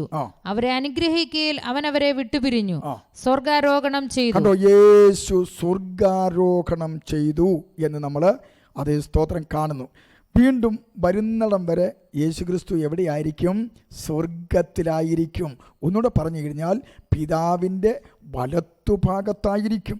ഒന്നുകൂടെ അതേ അപ്പസ്തോല പ്രവൃത്തിയുടെ പുസ്തകത്തിലേക്ക് നമ്മൾ വരുമ്പോൾ അതിൻ്റെ 1-ാം അധ്യായം 10ഉം 11ഉം വാക്യത്തിൻ്റെ അകത്ത് സ്വർഗാരോഹണം ചെയ്തിരിക്കുന്ന കാര്യത്തെക്കുറിച്ച് അത് വളരെ വ്യക്തമായിട്ട് രേഖപ്പെടുത്തിയിട്ടുണ്ട്. അവൻ പോകുന്നേരം ആകാശത്തിലേക്ക് ഉറ്റുനോക്കുമ്പോൾ വെള്ളവസ്ത്രം ധരിച്ച 2 പുരുഷന്മാർ വസ്ത്രം ധരിച്ച 2 പുരുഷന്മാർ അവരുടെ അടുക്കൽ വന്നു. ഗലീല പുരുഷന്മാരെ, ഇത് 1-2 പേരുടെ ഏകദേശം 120 പേര് കൂടി നിൽക്കുന്ന ഒരു സംഘത്തിൽ നിന്നാണ് അവരുടെ നടുവിൽ വെച്ച് യേശു ക്രിസ്തു അതേ സ്വർഗാരോഹണം ചെയ്യുന്ന കാര്യം അവിടെ രേഖപ്പെടുത്തിയിരിക്കുന്നത്. വായിച്ചു. ഗലീല പുരുഷന്മാരെ, ആകാശത്തിലേക്ക് നോക്കി നിൽക്കുന്നത് എന്ത്? നിങ്ങളെ വിട്ട് സ്വർഗാരോഹണം ചെയ്ത, കണ്ടോ, നിങ്ങളെ വിട്ട് സ്വർഗാരോഹണം ചെയ്ത ഈ യേശുവിനെ സ്വർഗത്തിലേക്ക് പോകുന്നവനായി നിങ്ങൾ കണ്ടതുപോലെ തന്നെ അവൻ വീണ്ടും വരും എന്ന് പറഞ്ഞു. അല്ലാതെ സ്വർഗമെന്ന് പറയുന്നത് അതേ സ്തോത്രം നല്ല രീതിയിൽ ജീവിച്ചാൽ ഈ ഭൂമി തന്നെയാണ് സ്വർഗവും നരകവും എന്നൊക്കെ ചിന്തിച്ചിരിക്കുന്ന അതേ സ്തോത്രം ആളുകളോട് പറയട്ടെ, സ്വർഗം ഇവിടെ എങ്ങുമല്ല. അതേ സ്തോത്രം ഉയരത്തിലാണെന്നുള്ള കാര്യം നിങ്ങൾ മറന്നു പോകരുത്. 1 പത്രോസിൻ്റെ ലേഖനം അതിൻ്റെ 3-ാം അധ്യായം 22-ാമത്തെ വാക്യത്തിൽ ഇപ്രകാരം രേഖപ്പെടുത്തുന്നു. അവൻ സ്വർഗത്തിലേക്ക് പോയി ദൈവത്തിന്റെ വലത്തുഭാഗത്തിരിക്കുന്നു. യേശുക്രിസ്തു ഇന്നും പിതാവിൻ്റെ വലത്തുഭാഗത്ത് അതേ ദൈവമായിട്ടിരിക്കുകയാണ്, നമുക്ക് വേണ്ടി മധ്യസ്ഥത അണച്ചുകൊണ്ട്. അതിനെക്കുറിച്ച് എഫേസ്യ ലേഖനം 1-ാം അധ്യായം 20 മുതലുള്ള വാക്യത്തിന്റെ അകത്ത് ഇപ്രകാരമാണ് രേഖപ്പെടുത്തിയിരിക്കുന്നത്. അങ്ങനെ അവൻ ക്രിസ്തുവിലും വ്യാപരിച്ചു, അവനെ മരിച്ചവരുടെ ഇടയിൽ നിന്ന് ഉയർപ്പിക്കുകയും സ്വർഗത്തിൽ തന്റെ വലത്തുഭാഗത്ത് എല്ലാ വാഴ്ചയ്ക്കും എല്ലാ അധികാരത്തിനും ശക്തിക്കും കർത്തൃത്വത്തിനും ഈ ലോകത്തിൽ മാത്രമല്ല വരുവാനുള്ളതിലും വിളിക്കപ്പെടുന്ന സകല നാമത്തിനും അത്യന്തം മീതെ ഇരുത്തുന്ന ഒരു കാര്യം ഓർത്തുകൊള്ളണം. യേശു ക്രിസ്തു സർവത്തിൻ്റെയും അധികാരിയായി, സകലത്തിൻ്റെയും ഭരണകർത്താവായി, ഉന്നതനായി അതേ സ്വർഗത്തിലിരിക്കുന്നുള്ള കാര്യം മറന്നു പോകരുത്. ഈ ലോകത്തിൽ ചെറിയ ചെറിയ ഭരണങ്ങളും അതേ സ്തോത്രം അധികാരങ്ങളും ഒക്കെ കിട്ടുമ്പോൾ പാപപ്പെട്ട ദൈവമക്കളെയും അതേ ദൈവസഭയും ഉപദ്രവിക്കുവാൻ നോക്കിയാൽ അതേ സ്തോത്രം ദൈവം തമ്പുരാൻ നോക്കി നിൽക്കത്തില്ല. ദൈവിക ന്യായവിധി വരുമെന്നുള്ള കാര്യം മറന്നു പോകരുത്. സകല വാഴ്ചകൾക്കും അധികാരങ്ങൾക്കും അപ്പുറമായിട്ട് യേശു ക്രിസ്തു നിൽക്കുകയാണെന്നുള്ള കാര്യം മറന്നു പോകരുത്. അവിടെ അങ്ങനെയാണ് നമ്മൾ വായിക്കുന്നത്. അതേ സ്തോത്രം ഒന്നുകൂടെ വായിച്ച് ആ 20 മുതലുള്ള വാക്യത്തിൻ്റെ അകത്ത് അങ്ങനെ അവൻ ക്രിസ്തുവിലും വ്യാപരിച്ചു, അവനെ മരിച്ചവരുടെ ഇടയിൽ നിന്ന് ഉയർപ്പിക്കുകയും സ്വർഗത്തിൽ തന്റെ സ്വർഗത്തിൽ പിതാവായ ദൈവത്തിന്റെ വലത്തുഭാഗത്ത് എല്ലാ വാഴ്ചയ്ക്കും അധികാരത്തിനും ശക്തിക്കും കർത്തൃത്വത്തിനും ഈ ലോകത്തിൽ മാത്രമല്ല വരുവാനുള്ളതിലും വിളിക്കപ്പെടുന്ന സകല നാമത്തിനും അത്യന്തം മീതെ ഇരുത്തുകയും സർവവും അവന്റെ കാൽ കീഴാക്കി വെച്ച്. യേശുക്രിസ്തുവിന്റെ കാൽ കീഴാണ് സർവവും. ഈ ചരാചരങ്ങൾ, അതേ ലോകം, ഈ അതേ സ്തോത്രം സൗരയൂഥം മുഴുവൻ യേശു ക്രിസ്തുവിൻ്റെ കാൽ കീഴാണ് എന്ന് അതേ സ്തോത്രം നാം അറിയണം. മർക്കോസിൻ്റെ സുവിശേഷം 16-ാം അധ്യായം അതിൻ്റെ 19-ാമത്തെ വാക്യത്തിലും അതേ സ്തോത്രം ഇപ്രകാരമാണ് രേഖപ്പെടുത്തുന്നത്. കർത്താവായ യേശു അവനോട് അരുളിച്ചെയ്ത ശേഷം സ്വർഗത്തിലേക്ക് എടുത്തുകൊള്ളപ്പെട്ടു. ദൈവത്തിന്റെ വലത്തുഭാഗത്ത് യേശു ക്രിസ്തു ഇന്നും ജീവനോടെ ഇരിക്കുന്നു. കൊളോസ്യ ലേഖനം 3-ാം അധ്യായം അതിൻ്റെ ഒന്നാമത്തെ വാക്യം ഇപ്രകാരമാണ് വായിക്കുന്നത്. അതേ സ്തോത്രം. ആകയാൽ നിങ്ങൾ ക്രിസ്തുവിനോടുകൂടെ ഉയർത്തെഴുന്നേറ്റിരിക്കുന്നു എങ്കിൽ ക്രിസ്തു ദൈവത്തിന്റെ വലത്തുഭാഗത്ത് ഇരിക്കുന്ന ഇടമായ ഉയരത്തിലുള്ളത് അന്വേഷിപ്പി. ഇന്ന് രാത്രിയിൽ ഞങ്ങളുടെ കേൾവിക്കാരായിരിക്കുന്ന ആളുകളോട് പറയുവാനുള്ളത്, യേശു ക്രിസ്തു അതേ സ്വർഗത്തിൽ പിതാവിന്റെ വലത്തുഭാഗത്തിരിക്കുകയാണ്. അങ്ങനെയാണെങ്കിൽ ഉയരത്തിലുള്ളത് അന്വേഷിക്കണം, ഭൂമിയിലുള്ളതല്ല. അതേ സ്തോത്രം. അതിന് തൊട്ട് താഴത്തെ വാക്യത്തിൻ്റെ അകത്ത് ഭൂമിയിലുള്ളതല്ല എന്ന് രേഖപ്പെടുത്തിയിട്ടുണ്ട്. ഭൂമിയിലുള്ളതല്ല, ഉയരത്തിലുള്ളത് തന്നെ ചിന്തിപ്പീൻ. യഹോവ സാക്ഷികൾ എന്ന് പറയുന്ന ഒരു ദുരുപദേശക്കാരുണ്ട്. അവർക്ക് ഭൂമിയിലുള്ള കാര്യം മാത്രമേ അവർക്ക് ചിന്തയുള്ളൂ. അതേ സ്തോത്രം. ഭൂമിയിൽ എന്നേക്കും ജീവിക്കാം എന്നുള്ള ഒരു വാക്യം എടുത്തുകൊണ്ട് സ്വർഗത്തിലെ കാര്യത്തിന് ചിന്തകൾ കൊടുക്കാതെ നടക്കുന്ന ഒരു കൂട്ടരാണ് അവർ. എന്നാൽ വിശുദ്ധ വേദപുസ്തകം വളരെ വ്യക്തമായിട്ട് പഠിപ്പിക്കുകയാണ്, പിതാവിൻ്റെ വലത്തുഭാഗത്ത് ഇരിക്കുന്ന ഇടമായ ഉയരത്തിലുള്ളത് നമ്മൾ അന്വേഷിക്കണം. ഉയരത്തിലുള്ളത് അന്വേഷിച്ചാൽ ഈ ലോകത്തിലുള്ള എല്ലാം നമ്മൾ ചപ്പന്നും ചവറെന്നും എണ്ണി അതേ സ്തോത്രം കർത്താവിനോട് ചേർന്ന് നടക്കുവാൻ, ഹാനോക്ക് ദൈവത്തോട് ചേർന്ന് നടന്നതുപോലെ ലോകത്തിൻ്റെ ഇമ്പങ്ങൾ, ലോകത്തിൻ്റെ ജഡിക സുഖങ്ങളെയൊക്കെ മാറ്റി നിർത്തി കർത്താവിനോട് ചേർന്ന് നടക്കുവാൻ നമുക്ക് ദൈവം കൃപ തരും. ലഭിച്ചു കഴിഞ്ഞുവെന്നോ തികഞ്ഞവനായെന്നോ എന്നൊന്നുമല്ല.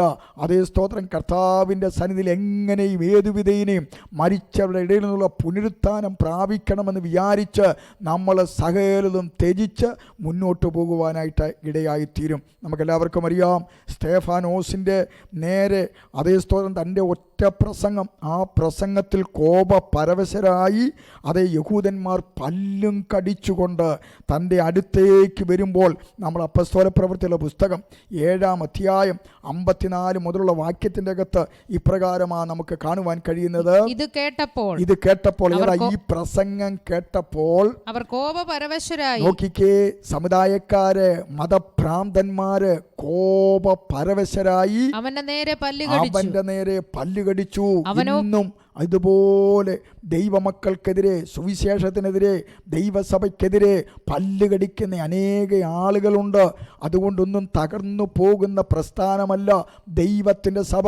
ദുരുപദേശക്കാർ ഒരു ഭാഗത്ത്, അതേ വർഗീയവാദികൾ മറുഭാഗത്ത്, മതഭ്രാന്തന്മാർ വേറൊരു വശത്ത്, ഇങ്ങനെ ദൈവസഭയെ ഉപദ്രവിക്കുവാൻ കടന്നു വരുന്നത് ആത്മാവിൽ കണ്ട യേശു കർത്താവ് ഇപ്രകാരം വിളിച്ചു പറഞ്ഞു, ഞാൻ എൻ്റെ സഭയെ പണിയും, പാതാള ഗോപുരങ്ങൾ അതിനെ ജയിക്കുകയില്ല. വർഗീയവാദികളും അതേ സ്തോത്രം കൊലയും നടത്തുവാൻ കടന്നു വരുന്നവരും ശ്രമിച്ചാലും അതേ സ്തോത്രം തഴച്ചു വളരുന്ന ഒരു പ്രസ്ഥാനമാണ് യേശു ക്രിസ്തുവിൻ്റെ സഭ എന്നുള്ളത് ലോകക്കാർക്കെല്ലാവർക്കും മനസ്സിലായിരിക്കിയാൽ.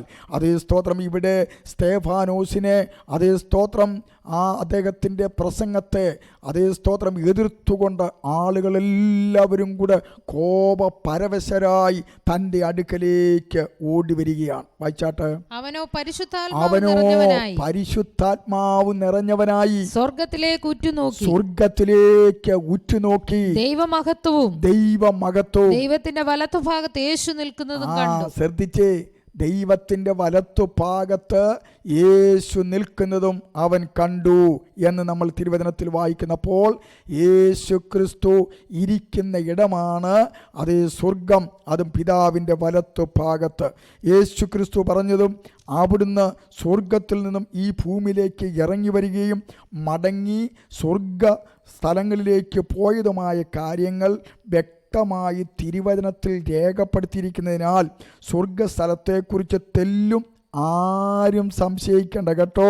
സ്വർഗവും നരകവും യാഥാർത്ഥ്യമാണ് എന്നുള്ളതിന് രണ്ട് പക്ഷമില്ല. ഈ സ്വർഗവും നരകവും ഒന്നുമില്ലെന്ന് പറയുന്നവർക്ക് അതേ സ്തോത്രം, ഒരിക്കൽ ഞാനൊരു കഥ വായിപ്പാനിടയായിത്തീർന്നു. അതിപ്രകാരമാണ്. കിണറ്റിൽ ജനിച്ചു വളർന്ന പുറം ലോകവുമായിട്ട് യാതൊരു ബന്ധവുമില്ലാതെ ഇരുന്ന ഒരു തവള അതേ സ്തോത്രം കിണറ്റിൻ്റെ ആഴത്തെക്കുറിച്ചും അതിൻ്റെ വലിപ്പത്തെക്കുറിച്ചും അതേ സ്തോത്രം അഭിമാനം കൊണ്ടുകൊണ്ട് ഇങ്ങനെ ഇരിക്കുമ്പോൾ അതേ സ്തോത്രം മഹാസമുദ്രവും അനേകം നദികളും കണ്ടിട്ടുള്ള ഒരു തവള പരുന്തിൻ്റെ കാലിൽ നിന്നും എങ്ങനെയോ ഈ കിണറ്റിൽ അത് വീണു, അത് രക്ഷ പ്രാപിച്ചു കഴിഞ്ഞപ്പോഴത്തേക്കും ഈ തവള പറഞ്ഞു, ഞാൻ വലിയ സമുദ്രത്തിൽ നിന്നും അതേ നദികളിൽ നിന്നും അതേ സ്തോത്രം കായലുകളിൽ നിന്നൊക്കെ വരുന്ന ഒരു തവളയാണെന്ന് പറഞ്ഞു. ഉടനെ ഈ കിണറ്റിൽ കിടന്ന തവള പറഞ്ഞു, അതേ സ്തോത്രം, ഈ കിണറിനേക്കാളും വിസ്തീർണമുള്ള വലിപ്പമുള്ള ഒരു അതേ സ്തോത്രം സമുദ്രം എനിക്ക് വിശ്വാസമല്ല എന്ന് പറയുവാനിടയായിത്തീർന്നു. ഇതുപോലെയാണ് സ്വർഗമില്ല, നരകമില്ല എന്നൊക്കെ പറഞ്ഞ് നടക്കുന്ന അതേ സ്തോത്രം ആളുകൾ. അവരെ നാം ശ്രദ്ധിക്കരുത്. വേദപുസ്തകത്തിൽ വളരെ വ്യക്തമായിട്ട് പഠിപ്പിക്കുന്നു, സ്വർഗമുണ്ട്, നരകമുണ്ട് എന്നുള്ള കാര്യം നാം മറന്നു പോകരുത്. ഇനിയും അതേ സ്തോത്രം നമുക്ക് സ്വർഗം പല സ്വർഗത്തെക്കുറിച്ച് വിശുദ്ധ വേദപുസ്തകത്തിൽ നമുക്ക് കാണുവാനായിട്ട് കഴിയും. ഉദാഹരണം പറഞ്ഞു കഴിഞ്ഞാൽ, അപ്പസ്തോലനായിരിക്കുന്ന പൗലോസ്ലീഹ തൻ്റെ മിഷണറി യാത്ര ആരംഭിച്ചപ്പോൾ ഇപ്രകാരം ലുസ്ര എന്ന് പറയുന്ന ഒരു സ്ഥലത്ത് എത്തുവാനിടയായി. അത് നമ്മൾ വായിക്കുന്നത് അപ്പസ്തോല പ്രവൃത്തിയുടെ പുസ്തകം അതിൻ്റെ 14-ാം അധ്യായം 8-ാമത്തെ വാക്യം മുതലാണ്. വായിച്ചാട്ടെ. ലുസ്രയിൽ അമ്മയുടെ ഗർഭം മുതൽ മുടന്തനായി ഒരിക്കലും നടന്നിട്ടില്ലാതെയും കാലിന് ശക്തിയില്ലാതെയും ഉള്ള ഒരു പുരുഷൻ ഇരുന്നിരുന്നു. അവൻ പൗലോസ് സംസാരിക്കുന്നത് കേട്ടു. അവനെ ഉറ്റുനോക്കി സൗഖ്യം പ്രാപിപ്പാൻ അവന് വിശ്വാസമുണ്ട് എന്ന് കണ്ടിട്ട്, നീ എഴുന്നേറ്റ് കാലൂന്നി നിവർന്നു നിൽക്ക എന്ന് ഉറക്കെ പറഞ്ഞു. അവൻ കുതിച്ചെഴുന്നേറ്റു നടന്നു. പൗലോസ് ചെയ്തത് പുരുഷാരം കണ്ടിട്ട്, ദേവന്മാർ മനുഷ്യരൂപത്തിൽ നമ്മുടെ അടുക്കൽ ഇറങ്ങി വന്നിരിക്കുന്നു എന്ന് ലുക്കവോന്യ ഭാഷയിൽ നിലവിളിച്ചു പറഞ്ഞു. മതി. അവിടെ ഭയങ്കര അത്ഭുതം നടന്നു. അതേ സ്തോത്രം നടന്നു കഴിഞ്ഞപ്പോഴത്തേക്ക് അനേകർ വിശ്വസിപ്പാനിടയായി. അങ്ങനെ വിശ്വസിച്ച് കഴിഞ്ഞപ്പോഴത്തേക്കും 18 മുതലുള്ള വാക്യത്തിനകത്ത് വായിക്കുന്നത് അവിടെ വലിയ പ്രതിസന്ധി ഉണ്ടായി. എന്താ പ്രതിസന്ധി? അവർ ഇങ്ങനെ പറഞ്ഞു, തങ്ങൾക്ക് യാഗം കഴിക്കാതെ വണ്ണം പുരുഷാരത്തെ പ്രയാസത്തോടെ തടുത്തു. എന്നാൽ അന്ത്യോക്യയിൽ നിന്നും ഇക്കോന്യയിൽ നിന്ന് യഹൂദന്മാർ വന്നുകൂടി പുരുഷാരത്തെ വശത്താക്കി എന്ത് ചെയ്തു? പൗലോസിനെ കല്ല് വലിച്ചെറിഞ്ഞു. അടുത്തത്, അവൻ മരിച്ചു എന്ന് വിചാരിച്ചിട്ട് പട്ടണത്തിന് പുറത്തേക്ക് ഇഴച്ചു കളഞ്ഞു. എന്നാൽ ശിഷ്യന്മാർ അവനെ ചുറ്റി നിൽക്കുകയിൽ, ശിഷ്യന്മാർ ഇങ്ങനെ ചുറ്റി നിൽക്കുന്ന ഈ സമയത്ത് വാസ്തവത്തിൽ എന്താ സംഭവിച്ചെന്നറിയാമോ? പൗലോസ് മരിച്ചിരുന്നു. അതേ സ്തോത്രം. മരിച്ച തൻ്റെ ആത്മാവ് നേരെ എവിടെ പോയെന്നറിയാമോ? 2 കൊരിന്ത്യർ ലേഖനം 12-ാം അധ്യായം 2 മുതലുള്ള വാക്യത്തിൻ്റെ അകത്ത് രേഖപ്പെടുത്തുന്ന പ്രകാരം തൻ്റെ സാക്ഷ്യമാണ് അവിടെ പറയുന്നത്. ക്രിസ്തുവിലുള്ള ഒരു മനുഷ്യനെ ഞാൻ അറിയുന്നു. ഒരു മനുഷ്യനെ അറിയുന്നു എന്ന് വെച്ചാൽ തന്റെ അനുഭവം പറയുക. അടുത്തത്, അവന് 14 സംവത്സരങ്ങൾക്ക് മുമ്പ് ലുസ്രയിൽ വെച്ച് 3-ാം സ്വർഗത്തോളം എടുക്കപ്പെട്ടു. ശരീരത്തോടെയോ എന്ന് ഞാൻ അറിയുന്നില്ല. ശരീരം കൂടാതെയോ എന്ന് ഞാൻ അറിയുന്നില്ല. ദൈവം അറിയുന്നു. കാരണം എന്നാന്നറിയാവോ? അതേ സ്തോത്രം, ഈ 3-ാം സ്വർഗത്തോളം താൻ എടുത്തുകൊള്ളപ്പെട്ടു. അവിടെ വായിക്കുന്നത് അതിന് അടുത്ത വാക്യം കൂടെ വായിക്കുമ്പോൾ ആ മനുഷ്യൻ പറുദീസയോളം എടുക്കപ്പെട്ടു. ശരീരത്തോടെയോ ശരീരം കൂടാതെയോ എന്ന് ഞാൻ അറിയുന്നില്ല. അടുത്തത്, ദൈവം അറിയുന്നു. മനുഷ്യന് ഉച്ചരിപ്പാൻ പാടില്ലാത്തതും അവിടെ മനുഷ്യന് ഉച്ചരിക്കുവാൻ പാടില്ലാത്തതും പറഞ്ഞുകൂടാത്തതുമായ വാക്കുകളെ അവൻ കേട്ടു എന്ന് ഞാൻ അറിയുന്നു. അപ്പോൾ നമ്മൾ മനസ്സിലാക്കേണ്ടത്, പുതിയ നിയമ വിശ്വാസികൾ മരിച്ചു കഴിഞ്ഞാൽ പോകുന്ന സ്ഥലമാണ് അവിടെ അനവധിയായിട്ടുള്ള ആ പർദീസയുടെ അനുഭവം കണ്ടു കഴിഞ്ഞപ്പോൾ പൗലോസ് അപ്പോസ്തലൻ വാസ്തവമായിട്ടും ഈ ലോകത്തിലേക്ക് വരണമെന്ന് യാതൊരു താല്പര്യവുമില്ലായിരുന്നു. അതിനെക്കുറിച്ച് പറഞ്ഞിരിക്കുന്നതാണ് ഫിലിപ്പിയ ലേഖനം 1-ാം അധ്യായം 21 മുതൽ 23 വരെയുള്ള വാക്യങ്ങൾ. എനിക്ക് ജീവിക്കുന്നത് ക്രിസ്തുവും മരിക്കുന്നത് ലാഭവുമാകുന്നു. കാരണം ഇത്ര വലിയ കാഴ്ച കണ്ടു കഴിഞ്ഞപ്പോഴത്തേക്കും തനിക്ക് എങ്ങനെയെങ്കിലും മരിച്ചാൽ മതിയെന്നാ. അടുത്തത്, എന്നാൽ ജഡത്തിൽ ജീവിക്കുന്നതിനാൽ എന്റെ വേലയ്ക്ക് ഫലം വരുമെങ്കിൽ ഏത് തിരഞ്ഞെടുക്കേണ്ടു എന്ന് ഞാൻ അറിയുന്നില്ല. ഇവ രണ്ടിനാലും ഞാൻ ഞെരുങ്ങുന്നു. കണ്ടോ, ഇത് രണ്ടിനാലും ഞാൻ ഞെരുങ്ങുന്നു. വിട്ടുപിരിഞ്ഞ് ക്രിസ്തുവിനോടുകൂടെ വിട്ടുപിരിഞ്ഞാൽ, അതേ സ്തോത്രം, ആത്മീയൻ വിശ്വാസി വിട്ടുപിരിഞ്ഞാൽ, ഈ ശരീരം വിട്ടുപിരിഞ്ഞാൽ അവൻ്റെ ആത്മാവ് നേരെ പോകുന്ന സ്ഥലം പറുദീസയിലേക്കാണ്. വിട്ടുപിരിഞ്ഞാൽ ക്രിസ്തു ക്രിസ്തുവിനോട് കൂടെ ആയിരിക്കും എന്നവിടെ രേഖപ്പെടുത്തുന്നു. അപ്പോൾ തന്നെ നമ്മളൊരു കാര്യം മനസ്സിലാക്കണം, ഇവിടെ 3-ാം സ്വർഗത്തോളം, അപ്പോൾ കുറഞ്ഞത് എത്ര സ്വർഗമുണ്ട്? 3 സ്വർഗങ്ങൾ ഉണ്ട് എന്നുള്ളത് നമ്മൾ മനസ്സിലാക്കണം. അതേ സ്തോത്രം ഇപ്രകാരമാണ് വേദപണ്ഡിതന്മാർ തിരിച്ചിരിക്കുന്നത്: മേഘമണ്ഡലം, നക്ഷത്രമണ്ഡലം, സ്വർഗാതിസ്വർഗം. ശ്രദ്ധിച്ചേ, മേഘമണ്ഡലം, നക്ഷത്രമണ്ഡലം, സ്വർഗാതിസ്വർഗം. ഈ യെശയ്യാപ്രവാചകൻ്റെ പുസ്തകം 14-ാം അധ്യായം 12 മുതൽ 17 വരെയുള്ള വാക്യത്തിലേക്ക് നമ്മൾ വരുമ്പോൾ, അത് ഒരു കാലത്ത് ദൈവത്തിൻ്റെ വർഷിപ്പ് ലീഡറായിരുന്ന ലൂസിഫർ പാപം ചെയ്യുവാനിടയായ ആ കാര്യത്തെക്കുറിച്ച് പറയുമ്പോൾ ഈ 3 കാര്യങ്ങളും അവിടെ സൂചിപ്പിക്കുന്നുണ്ട്. ഒന്ന് വായിക്കാമോ? ഞാൻ സ്വർഗത്തിൽ കയറും, എന്റെ സിംഹാസനം ദൈവത്തിന്റെ നക്ഷത്രങ്ങൾക്ക് മീതെ വെക്കും. ഉത്തരദിക്കിന്റെ അതിർത്തിയിൽ സമാഗമന പർവ്വതത്തിന്മേൽ ഞാൻ ഇരുന്നരുള്ളൂ. ഞാൻ മേഘോന്നതങ്ങൾക്ക് മീതെ കയറും, ഞാൻ അത്യുന്നതനോട് സമനാകും എന്നല്ലോ നീ ഹൃദയത്തിൽ പറഞ്ഞത്. എന്നാൽ നീ പാതാളത്തിലേക്ക്, നാശകൂപത്തിന്റെ അടിയിലേക്ക് തന്നെ വീഴും. നിന്നെ കാണുന്നവർ നിന്നെ ഉറ്റുനോക്കി ഭൂമിയെ നടുക്കുകയും രാജ്യങ്ങളെ കുലുക്കുകയും. മതി. അപ്പൊ അവിടെ സ്വർഗം, മേഘമണ്ഡലം, നക്ഷത്രമണ്ഡലങ്ങൾ അതേ എന്ന് നമുക്ക് കാണുവാനായിട്ട് കഴിയും. അപ്പം ആദ്യമേ നമ്മൾ കാണുന്നത് അതേ സ്തോത്രം മേഘമണ്ഡലമാണ്, അത് കഴിഞ്ഞ് നക്ഷത്രമണ്ഡലമാണ്, അതിനുശേഷമാണ് സ്വർഗാതിസ്വർഗം എന്ന് നമുക്ക് അതേ സ്തോത്രം ആ തിരുവചനത്തിൽ നിന്ന് നമുക്ക് മനസ്സിലാകുന്നു. സ്വർഗത്തെക്കുറിച്ച് നാം പഠിക്കുമ്പോൾ സ്വർഗം എന്ന ഏകവചനത്തിലും സ്വർഗങ്ങൾ എന്ന ബഹുവചനത്തിലും അതേ തിരുവചനത്തിൻ്റെ അകത്ത് രേഖപ്പെടുത്തിയിട്ടുണ്ട്. എന്നാൽ എബ്രായ ഭാഷയിൽ സ്വർഗങ്ങൾ എന്ന ബഹുവചനത്തിലാണ് എല്ലാ കാര്യങ്ങളും അത് രേഖപ്പെടുത്തിയിരിക്കുന്നത്. പുതിയ നിയമത്തിലേക്ക് വരുമ്പോഴും പല അതേ സ്വർഗങ്ങൾ ചേർന്ന് സ്വർഗം എന്ന ഏകവചനത്തിൽ അതേ സ്തോത്രം രേഖപ്പെടുത്തിയിരിക്കുന്ന ഭാഗങ്ങളും നമുക്ക് കാണുവാനായിട്ട് കഴിയും.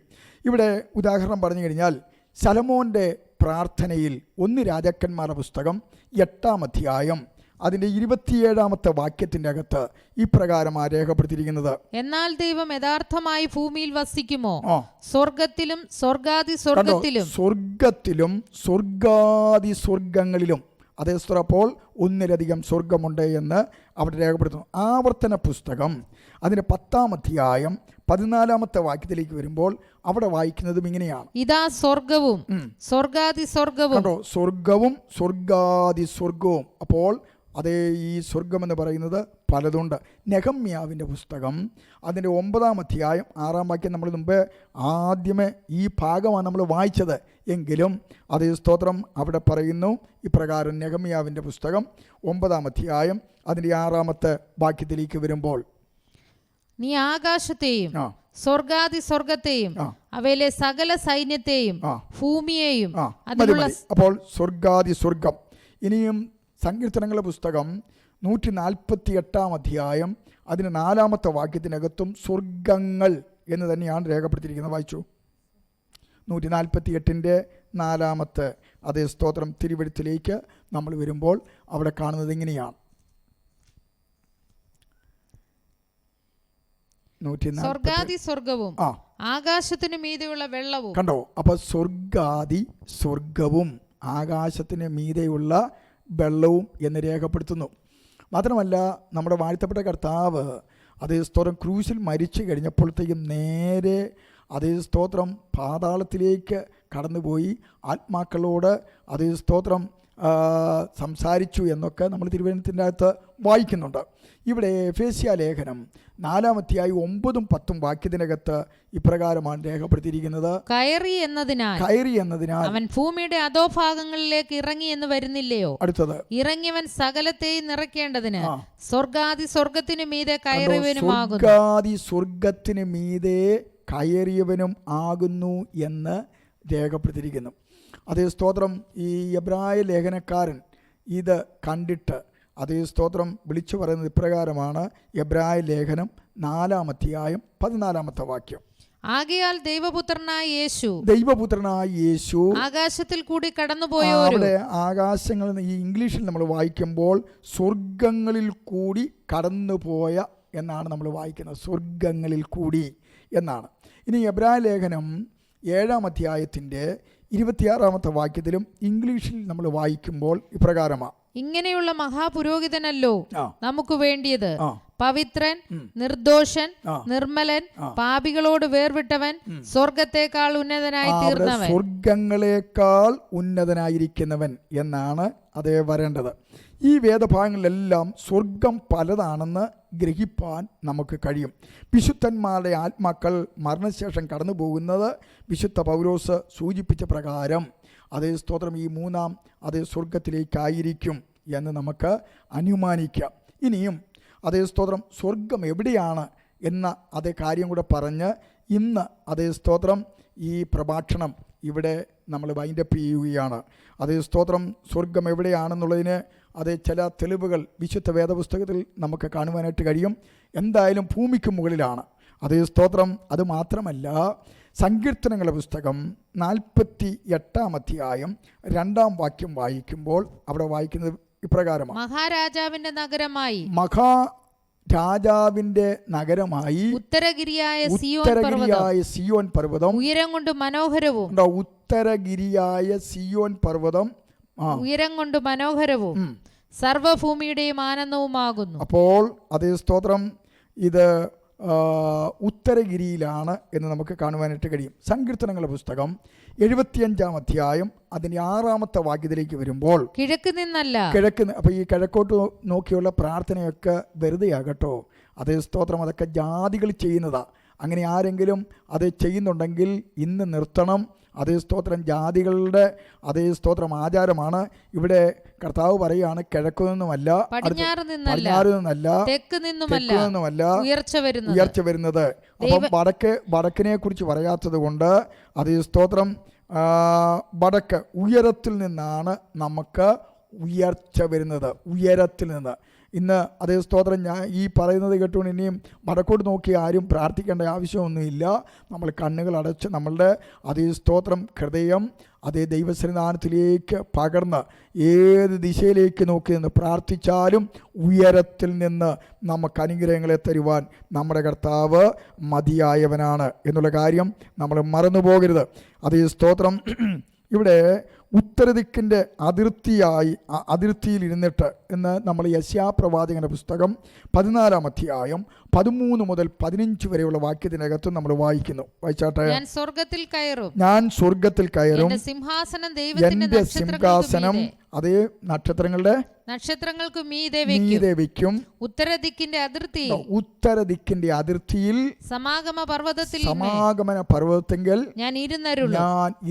അപ്പോൾ വടക്ക് ഭാഗത്ത് ഉയരത്തിൽ അതേ സ്തോത്രം വടക്ക് ഭാഗത്തായിട്ടാണ് അതേ സ്വർഗം എന്ന് നമുക്ക് കാണുവാനായിട്ട് കഴിയും. അതേ സ്തോത്രമായതുകൊണ്ട് അതേ സ്തോത്രം ഇനി ആ സ്വർഗത്തിൽ പോകുന്നവർ ആരൊക്കെയാണ് എന്നുള്ള കാര്യങ്ങളുമൊക്കെ അടുത്ത ക്ലാസ്സിൽ നമ്മൾ പഠിക്കുന്നതായിരിക്കും. ഇന്ന് രാത്രിയിൽ ഇത്ര മനോഹരമായ, ഇത്ര ശ്രേഷ്ഠകരമായ അതേ സ്തോത്രം ഇരുട്ടില്ലാത്ത, ശാപമില്ലാത്ത, രോഗമില്ലാത്ത, അസമാധാനമില്ലാത്ത, അതേ എപ്പോഴും സന്തോഷം പ്രദാനം ചെയ്യുന്ന അതേ സ്തോത്രം ആ സ്വർഗത്തെക്കുറിച്ചുള്ള ഒരു കാഴ്ചപ്പാട് നാം പ്രാപിക്കണം. ഉയരത്തിലെ കാഴ്ചപ്പാട് നാം പ്രാപിക്കണം. അതിനായി നമുക്ക് ദൈവകരങ്ങളിലേക്ക് ഏൽപ്പിച്ചു കൊടുക്കാം. അതേ സ്തോത്രം. എന്തെല്ലാം വിടേണ്ടി വന്നാലും, ഏതെല്ലാം അതേ സ്ഥാനമാനങ്ങളും, ഏതെല്ലാം അതേ സ്തോത്രം ദൈവത്തിന് നിരക്കാത്ത കാര്യങ്ങളാണെങ്കിലും അതേ സ്തോത്രം അതെല്ലാം വിട്ട് ഏതു വിധേയനെയും സ്വർഗത്തിലെത്തുവാൻ എല്ലാവരെയും കർത്താവ് ഇടയാക്കുമാറാകട്ടെ എന്ന് ആത്മാർത്ഥമായിട്ട് പ്രാർത്ഥിക്കാം. നമുക്ക് ദൈവസന്നിധാനത്തിൽ പ്രാർത്ഥിക്കാമല്ലോ. കരുണയുള്ള ദൈവമേ, സ്വർഗീയ നല്ല പിതാവേ, സ്വർഗീയമായിട്ട് അതേ ഉള്ള കാര്യങ്ങളെക്കുറിച്ച് അതേ സ്തോത്രം ഇന്ന് രാത്രിയിൽ ഞങ്ങൾക്ക് കേൾപ്പാൻ ദൈവമായ കർത്താവ് കൃപ തന്നതിനായി സ്തോത്രം. സ്വർഗവുമില്ല നരകവുമില്ല എന്ന് പറഞ്ഞ് ഈ ലോകത്തിൽ അനേക ചതിയന്മാർ അനേകരെ ചതിച്ചുകൊണ്ടിരിക്കുമ്പോൾ അവിടുത്തെ തിരുവായ് മൊഴിഞ്ഞാണല്ലോ ഇതെല്ലാം പ്രസ്താവിച്ചിരിക്കുന്നത്. അവിടുത്തെ വാസസ്ഥലമാണല്ലോ സ്വർഗം.